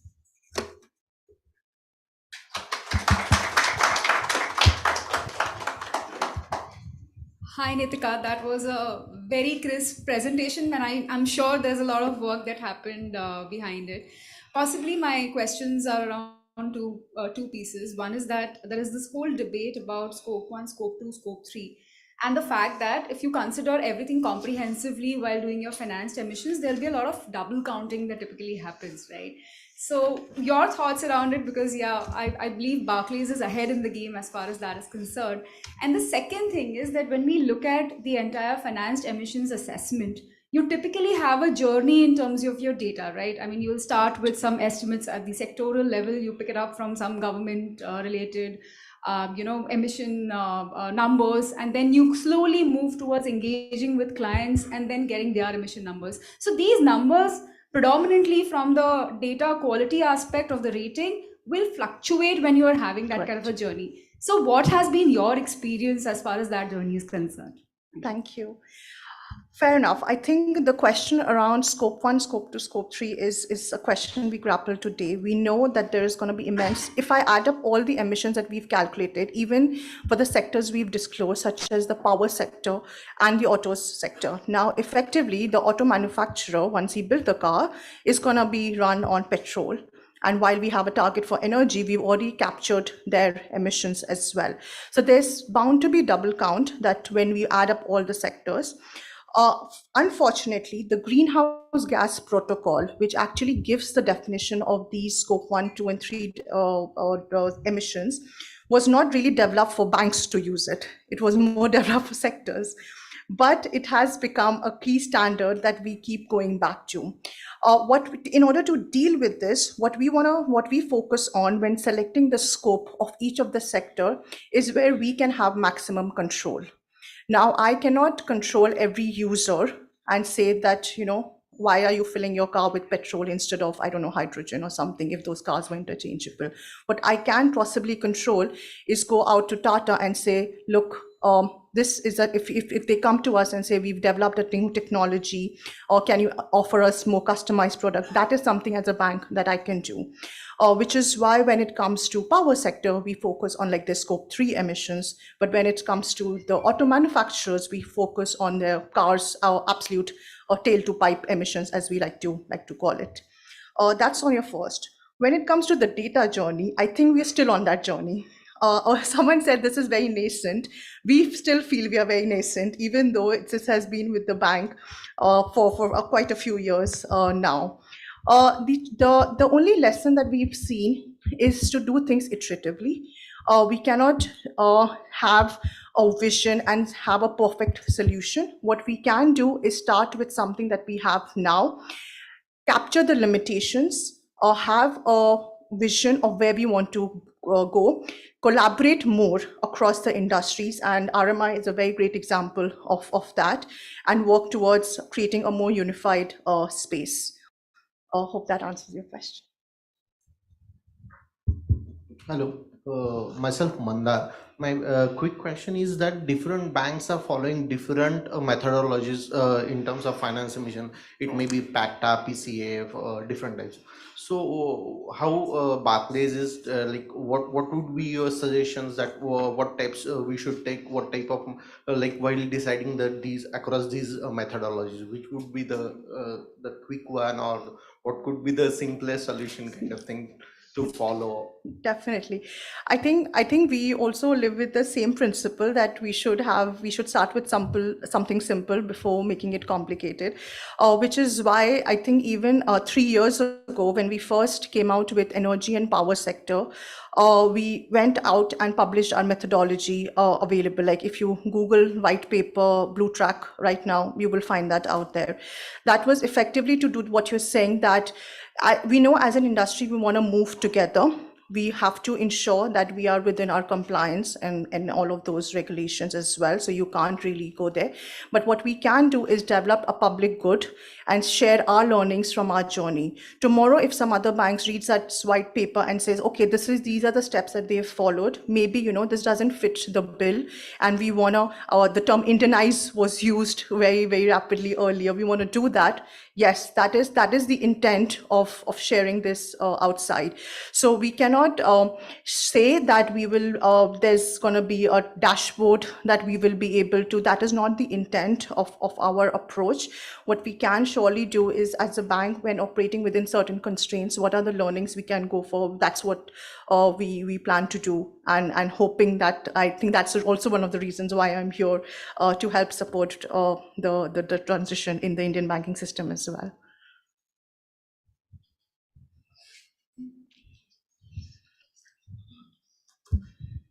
Yeah, thanks Nikita for the very nice presentation. As a banker, we need to know that normally while financing to corporates, we assess viability, financial viability. Right.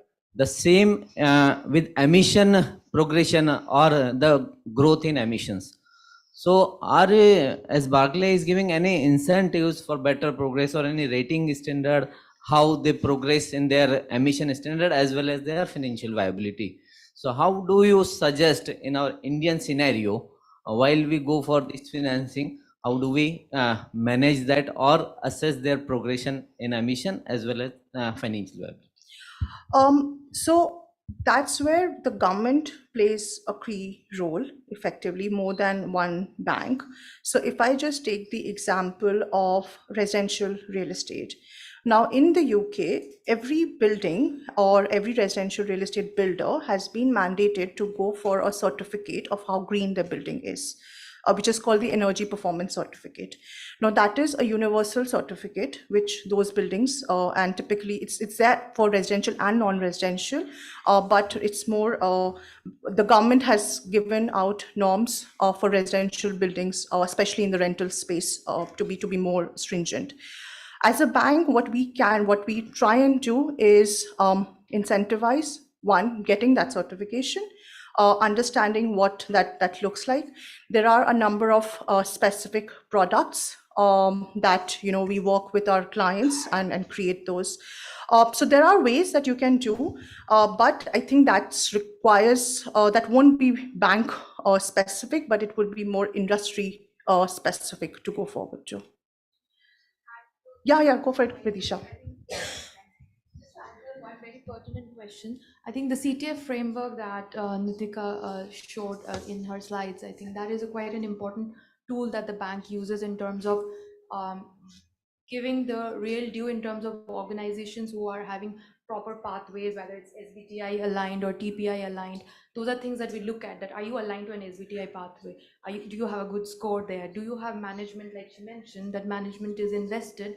Not only that, you have formally approved plans and you are actually showing some progress against those formally approved plans. So these are I think that's the viability I think you were talking about, in terms of we do give certain scores to those clients so that from a funding or from a risk assessment point, we give them the benefit that yes, you might be X amount in our balance sheet, or you might have certain ratings, but these are the things that you're doing, which gives you a good climate score, let's say. And the front office is very actively involved in it, and especially in the sectors that we have been talking about. Thank you, Vidisha. One question here. What you have shared with us is really very encouraging, and really good to see that not everybody is waiting for some taxonomy or guidelines from regulators, government. People are doing their bit. And for that matter, the story which you have narrated, what you are doing in Barclays, is really wonderful. And thanks for sharing that. Nikita, can you share the most satisfying experience you had in this journey? Oh. I will not ask you to name the corporate, but the industry where you really could see very remarkable difference, and which gives you satisfaction. Yes, we have done something. Oh, wow. The session, but no, thank you for those encouragement. I think we are trying our level best. I think more than encouragement, what I have realized is, while I may be sitting and developing a model, it's very encouraging to see that when Barclays came up with, they released this product called Green Mortgages. That was more for the residential real estate sector, because I think it's very, sometimes it's very easy or more accessible. Capital is more accessible to corporates. And you green one corporate company and you'll immediately see an impact on your metrics or on your targets. But the sector which I found most interesting was residential real estate sector, because that's the sector which is impacting people like you and me on a daily basis. If you nudge it too hard, you're likely taking someone's home away, which was definitely never, that's not the intent we want to be. So I was quite humbled when first we came up with the approach and we said we want to look at this particular sector.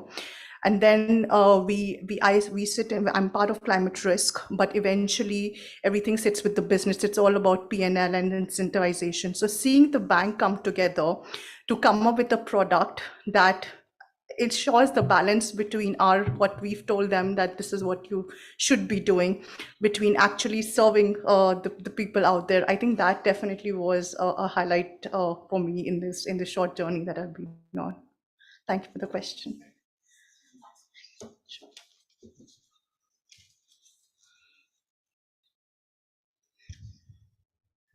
Hi, there's Akhil from IDFC First Bank. Just a quick question. We are predominantly a retail bank, and when we look at financed emissions from a retail standpoint, which I'm sure is a big bugbear for a lot of us, at least from a collateralized lending standpoint, how do we approach financed emissions for those?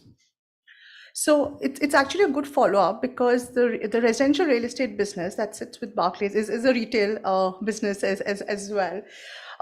So from a climate risk point of view, we try and take. Okay, let me take a step back. I think once we build an approach, or once we understand this is where we need to be for the sector, the key part is how do your business, your strategy team come together and actually do the implementation. Because I may have gone to my board of members and said this, look, and my CFO will be like, you know what, Nitika, just like go away. We don't want to hear this. Like, we have enough problems with different wars happening, but we don't want another thing. So I guess once your senior management gets engaged, I find that to be a very, very important factor. Now, if there was a climate business person here, he or she would have answered your question much, much better. But that's my only 2 bits I can share. Thank you.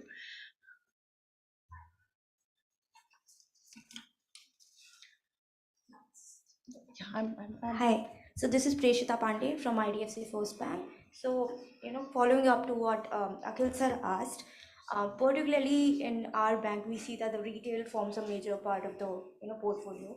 So I wanted to understand that what is the best sort of way to go about measuring the financed emission?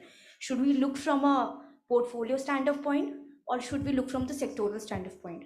Because there are lots of data challenges which we will kind of face, and how, what are your suggestions to address the data points, the challenges which the predominant bank is going to face? Thank you. Thank you. I think my short answer would be whichever is easier and wherever you have data available. Because the most important thing in climate is being flexible.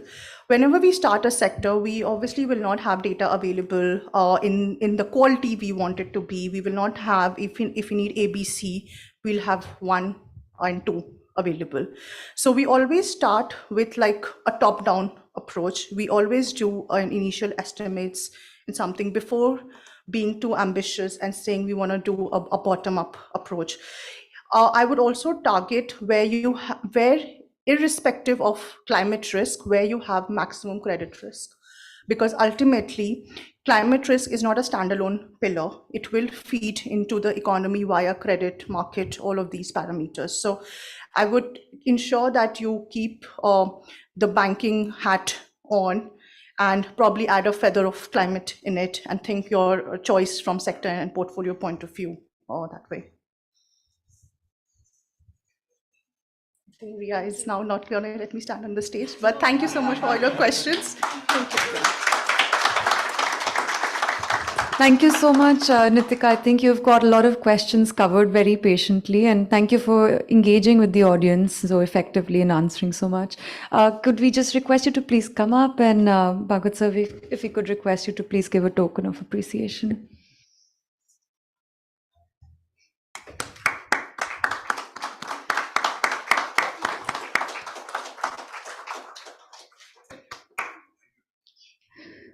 Thank you. Yes, sir, please. You said she had many questions. It happens in 2 scenarios. One is people have not understood the subject which you have explained. And second is when they have really understood and they are more inquisitive and they want to do something good in that field. So your case is in the second category. Congratulations for that. Thank you, sir. That's very apt, and thank you for being here.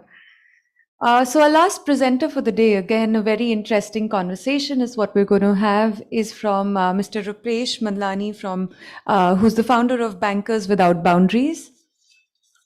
Rupesh has in-depth experience in private equity and investment banking with a focus on clean technology.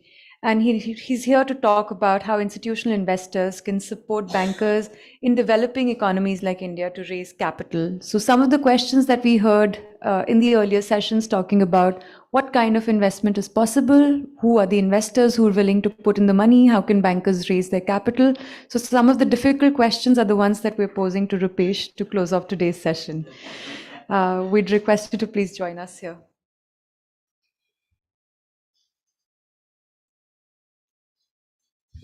Thank you so much for inviting me and for a really great conversation and some great presentations. I'm really happy to be here. I'm going to try and rattle through the presentation as quickly as possible so we can get to questions. BWB is something we founded back in 2013, powered by former investment bankers who can help mobilize capital for the environment and social good.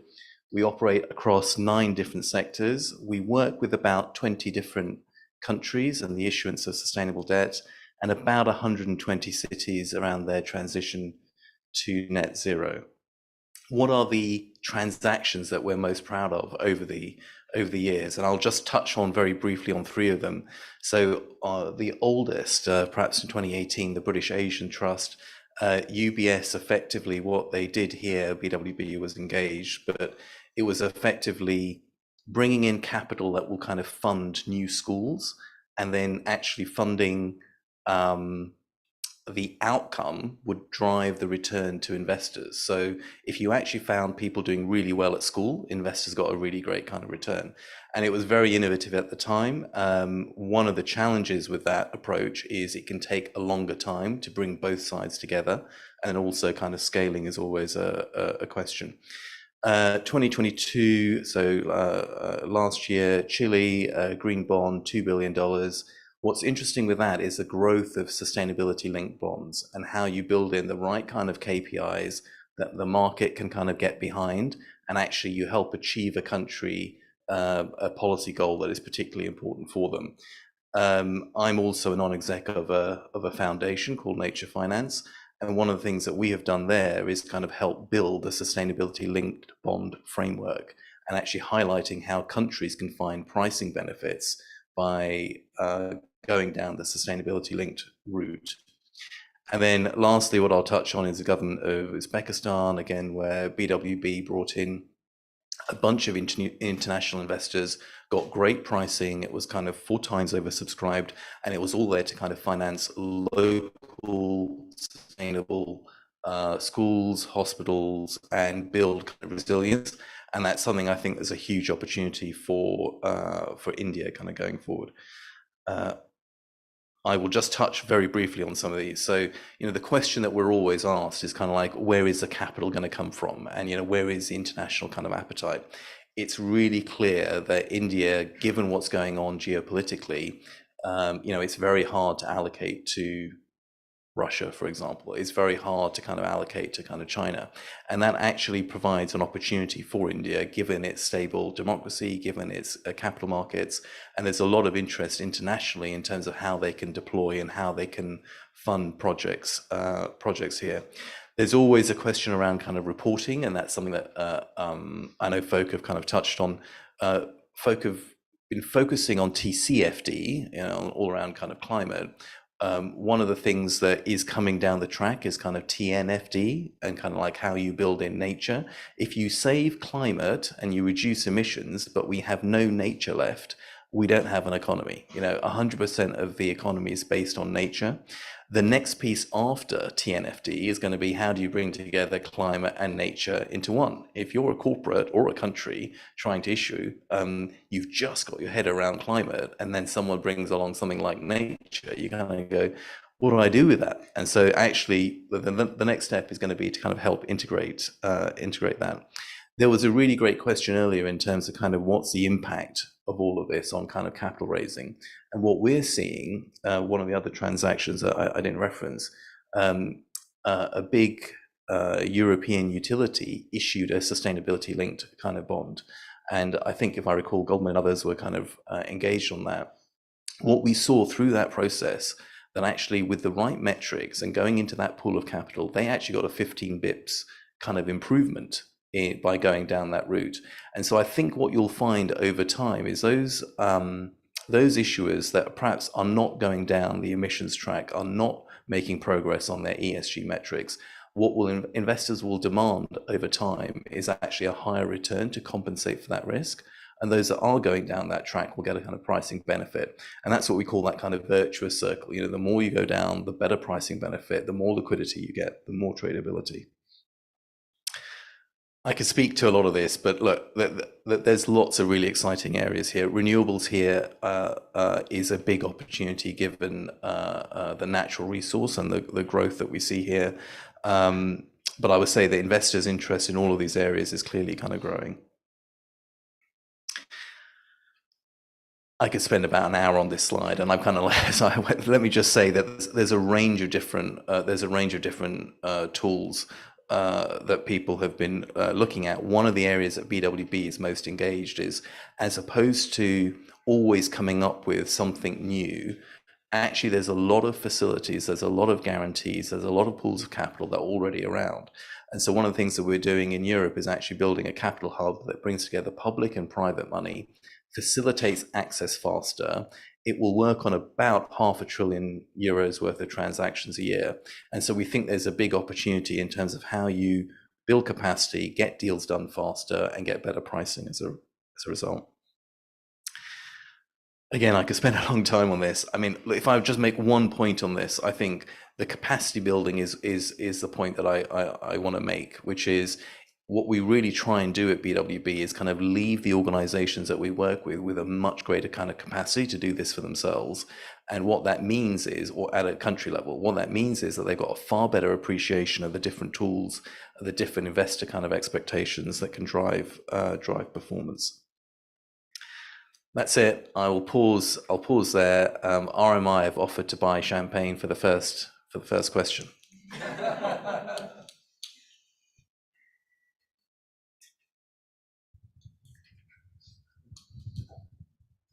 Yeah, nice presentation. I'm Rajesh Mundra from Indian Bank. So one of the major thing which was burdening me, and you give the solution that capital is available for lending institutions. Now, how to reduce the cost of capital for green lending? Because wherever we are going to finance those projects, green energy generation, they are normally for long term, and income generation may be a little bit slow. So if we reduce the cost of capital for funding those projects, so you may be the best person to guide how to reduce cost of capital for generating these type of. It's a really great question, and you know there's lots of answers to that. So one is clearly to have not just a single transaction. You know, the market is always looking for kind of 3 or 5 kind of transactions, and can you get a repeat learner benefit, and then you get better pricing. So one is kind of like the pipeline. The 2 is to have really great documentation that kind of links to kind of ESG metrics, so you can access the right pool of capital to be able to kind of fund and get the best pricing. And the third thing I would say is that particularly when you're going through kind of construction, it may well be, you know, this is an old thing, it may well be that early on you're paying a little bit more given the kind of construction risk, and then you kind of refinance. And that refinancing kind of opportunity is what gives banks the opportunity to better price for you and get in the best kind of investors. So is the trend over time that green is going to be more expensive? I don't think that's the case. Longer dated money obviously is going to always cost more, but I still think over time there was a question around how are we going to fund all of the transition for solar given the 2030 kind of target. You know, we've seen some of this before in terms of transitioning from a certain pool of capital to others. And so here, what I suspect will happen is that you will find pension funds that are sitting there kind of going, we have got long-term liabilities where we effectively need a 6-7% kind of return in order to meet our obligations. If institutional investors are sitting there at a price of kind of 9 or 11% because of where they are, what will happen is that there will be a transition between pension funds taking that long-term obligation and actually being really glad that they've got that exposure, because effectively if you're funding solar projects, you're basically betting on two things. One is the equipment works, there isn't much moving parts in there, and two, the sun is shining. And again, that here is not really a challenge. And so I think there's going to be lots and lots of availability of capital for the transition that India is looking to make. Thank you.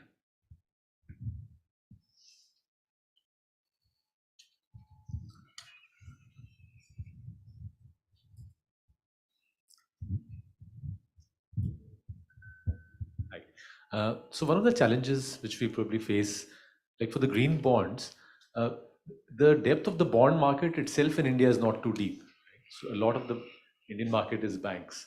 So that is the first challenge, that you need it deep in a bond market and then you get to green bonds. Second, just building on his point, I don't know whether it got captured, the premium or the discount which you should get for raising a green bond versus a regular bond. How is that in the West? Is it significant enough? Because in India, we don't see that much compared to the cost of compliance, the cost involved in issuance. Yeah, so I mean, there's lots of different pieces to that. One is kind of what's the size, what's the counterparty, what's the documentation kind of look like. What we have clearly seen in Europe is that initially you had kind of like this premium that was being made for kind of going down this route, because investors sat there kind of going, I don't know what I'm funding here. And then over time, what you found was the documentation was so terrible, and this is where greenwashing kind of came with, and kind of, so it got worse before it kind of got better.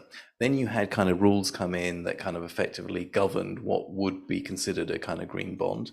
And then over time, you've just seen a really wonderful group of fixed income kind of investors kind of going, this is a pool of capital I really want to allocate to over time. And so, the average spread would be something between 5 and 25 bips, I would say, depending on the size and the sector and the counterparty.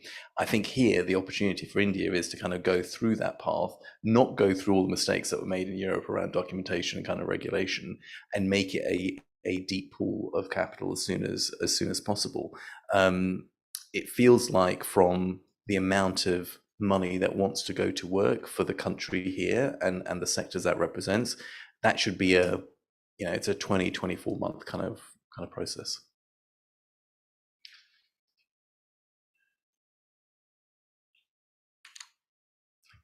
Thanks so much. Thank you so much, Rupesh. Thank you for taking on the last session and yet keeping all of us up and about through it and asking and answering the relevant questions here. Sorry, could I just request you to please come here? Bhagat sir, if we could request you to give a token of appreciation, please.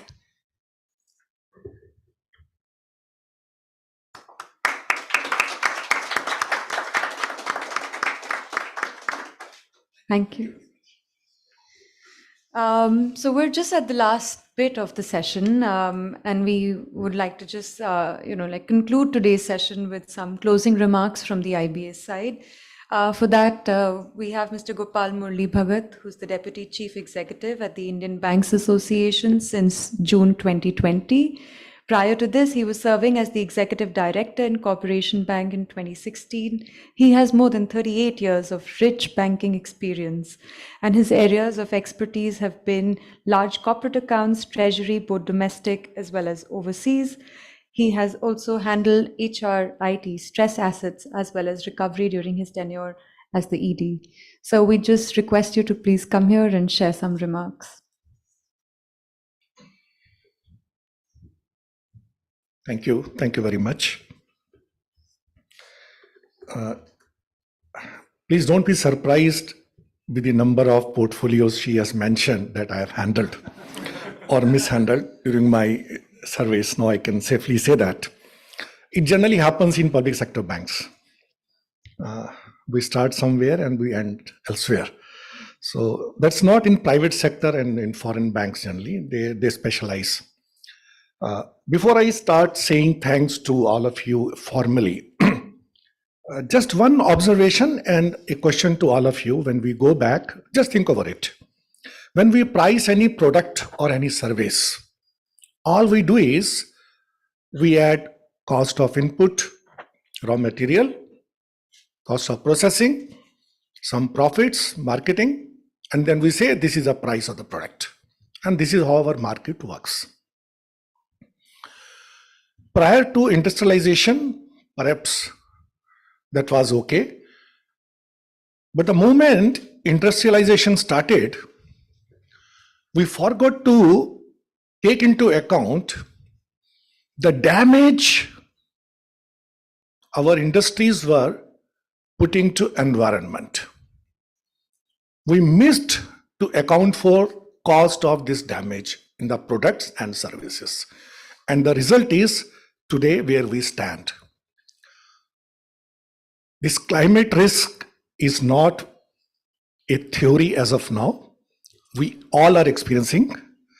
And to my mind, situation is very serious and everybody needs to work on that.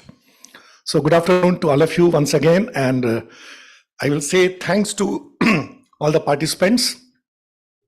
We at IBA have this as a mandate to arrange for seminars and webinars, especially on ESG related subjects, with the purpose to draw attention of all the market participants, financiers, as a special case. Because this is one subject which is very relevant for the survival of the industry. And the preparedness as of now in our financial sector is really worrisome. We need to prepare more. I think we need to increase our pace on this count. We have been arranging seminars, as I said earlier, and this time we have done it with RMI, our partner for this seminar. And thanks to the team RMI, I am thankful to Akshima especially for this, and Brian Hanlon, Managing Director, Climate Finance Program, RMI. And we also heard James Michel on one subject here, and the team RMI. Thank you very much. And thanks to all the panelists who have participated today, starting with Mr. Nair, Sunil Nair, CGM, RBI. And of course, the team IBA led by our Chief Executive, Shri Sunil Mehtaji, who was here in the morning for the opening session. He has been encouraging us on these lines, and hence this is one of the seminars we are present today. The panelists were all from various sectors, various industries, and it was really a pleasure to listen to them. And it was very encouraging actually to hear that yes, everybody is trying to do his bit, and that is what we need as of now. Two issues which I would like to speak about as of now is, of course, we are waiting for taxonomy, as they said. Some people are working on that to develop taxonomy. Some people are working on transition financing to come out with some guidelines. And when I heard questions from bankers, people are looking for some setup, some hard-coded guidelines to follow. Generally that happens, we generally follow. That is how leaders emerge. So my suggestion will be, let us not wait for those things. Try to do whatever best you can do. And I can tell you, there is nothing small. In a long journey, one small step matters. So if you start journey, you will be contributing to the good. For our next generations, when we leave this planet, it should be in a better position than what we are facing now. Second question which came up was about the capital cost. Who will going to bear the cost? Friends, out of 500 billion plus funds which were raised, Rupesh mentioned, $10 billion came to India's share. You think that is really our share? Should it be 10 billion plus out of 500 billion plus market? And I can share my experience few days back in Saibos when this subject was being discussed. I got a feeling that there are enough funds, there are enough investors in the market. Only thing is, perhaps there is a disconnect in the Indian market. We are not able to reach out to them, or they are not able to reach out to us, to our intentions.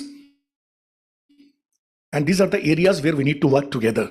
So I request RMI, all the speakers, various bankers here, to look at these aspects, whatever best we can do will be welcome.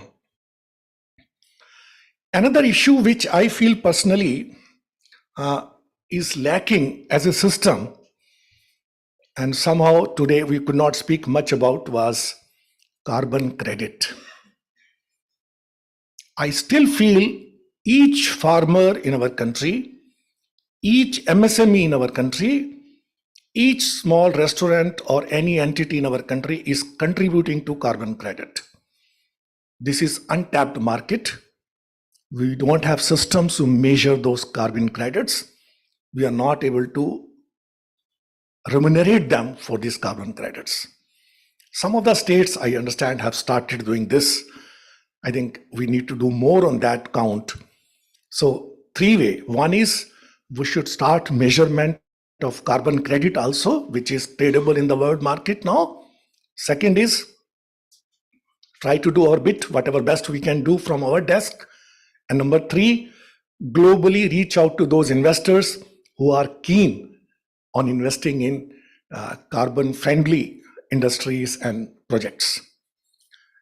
At the same time, not too much where bankers can do, but when we have cluster of people, we should not underestimate the access. I think a lot more needs to be done at the education level. Spreading awareness about the public. People should be knowing, the product they are consuming is harmful for the environment or the project. So a lot more needs to be done on that count. So please do whatever best you can do on that. That is how I will end this discussion today. So once again, thanks to Team RMI. I think they need clapping, friends. Good work done. And thanks to all these speakers. They have really added value today. And panelists, thanks to all of them. Some of them have left, some are still here. Many thanks to them. I think round of applause for them also. We need to be there. And thanks to Team IBA. Mr. Chandrasekhar is here. He's our senior advisor who has spearheaded this seminar, and he has been arranging many webinars and seminars on this. And last thank, I think, should go to Sofitel. I think lunch is waiting outside. So over to you. Thank you. Thank you, friends. Thank you very much. Thank you so much, sir. If I could request Ms. Sakshima to just give a token of appreciation to sir as well, please. Bhagat sir, we'd request you to be here for a picture.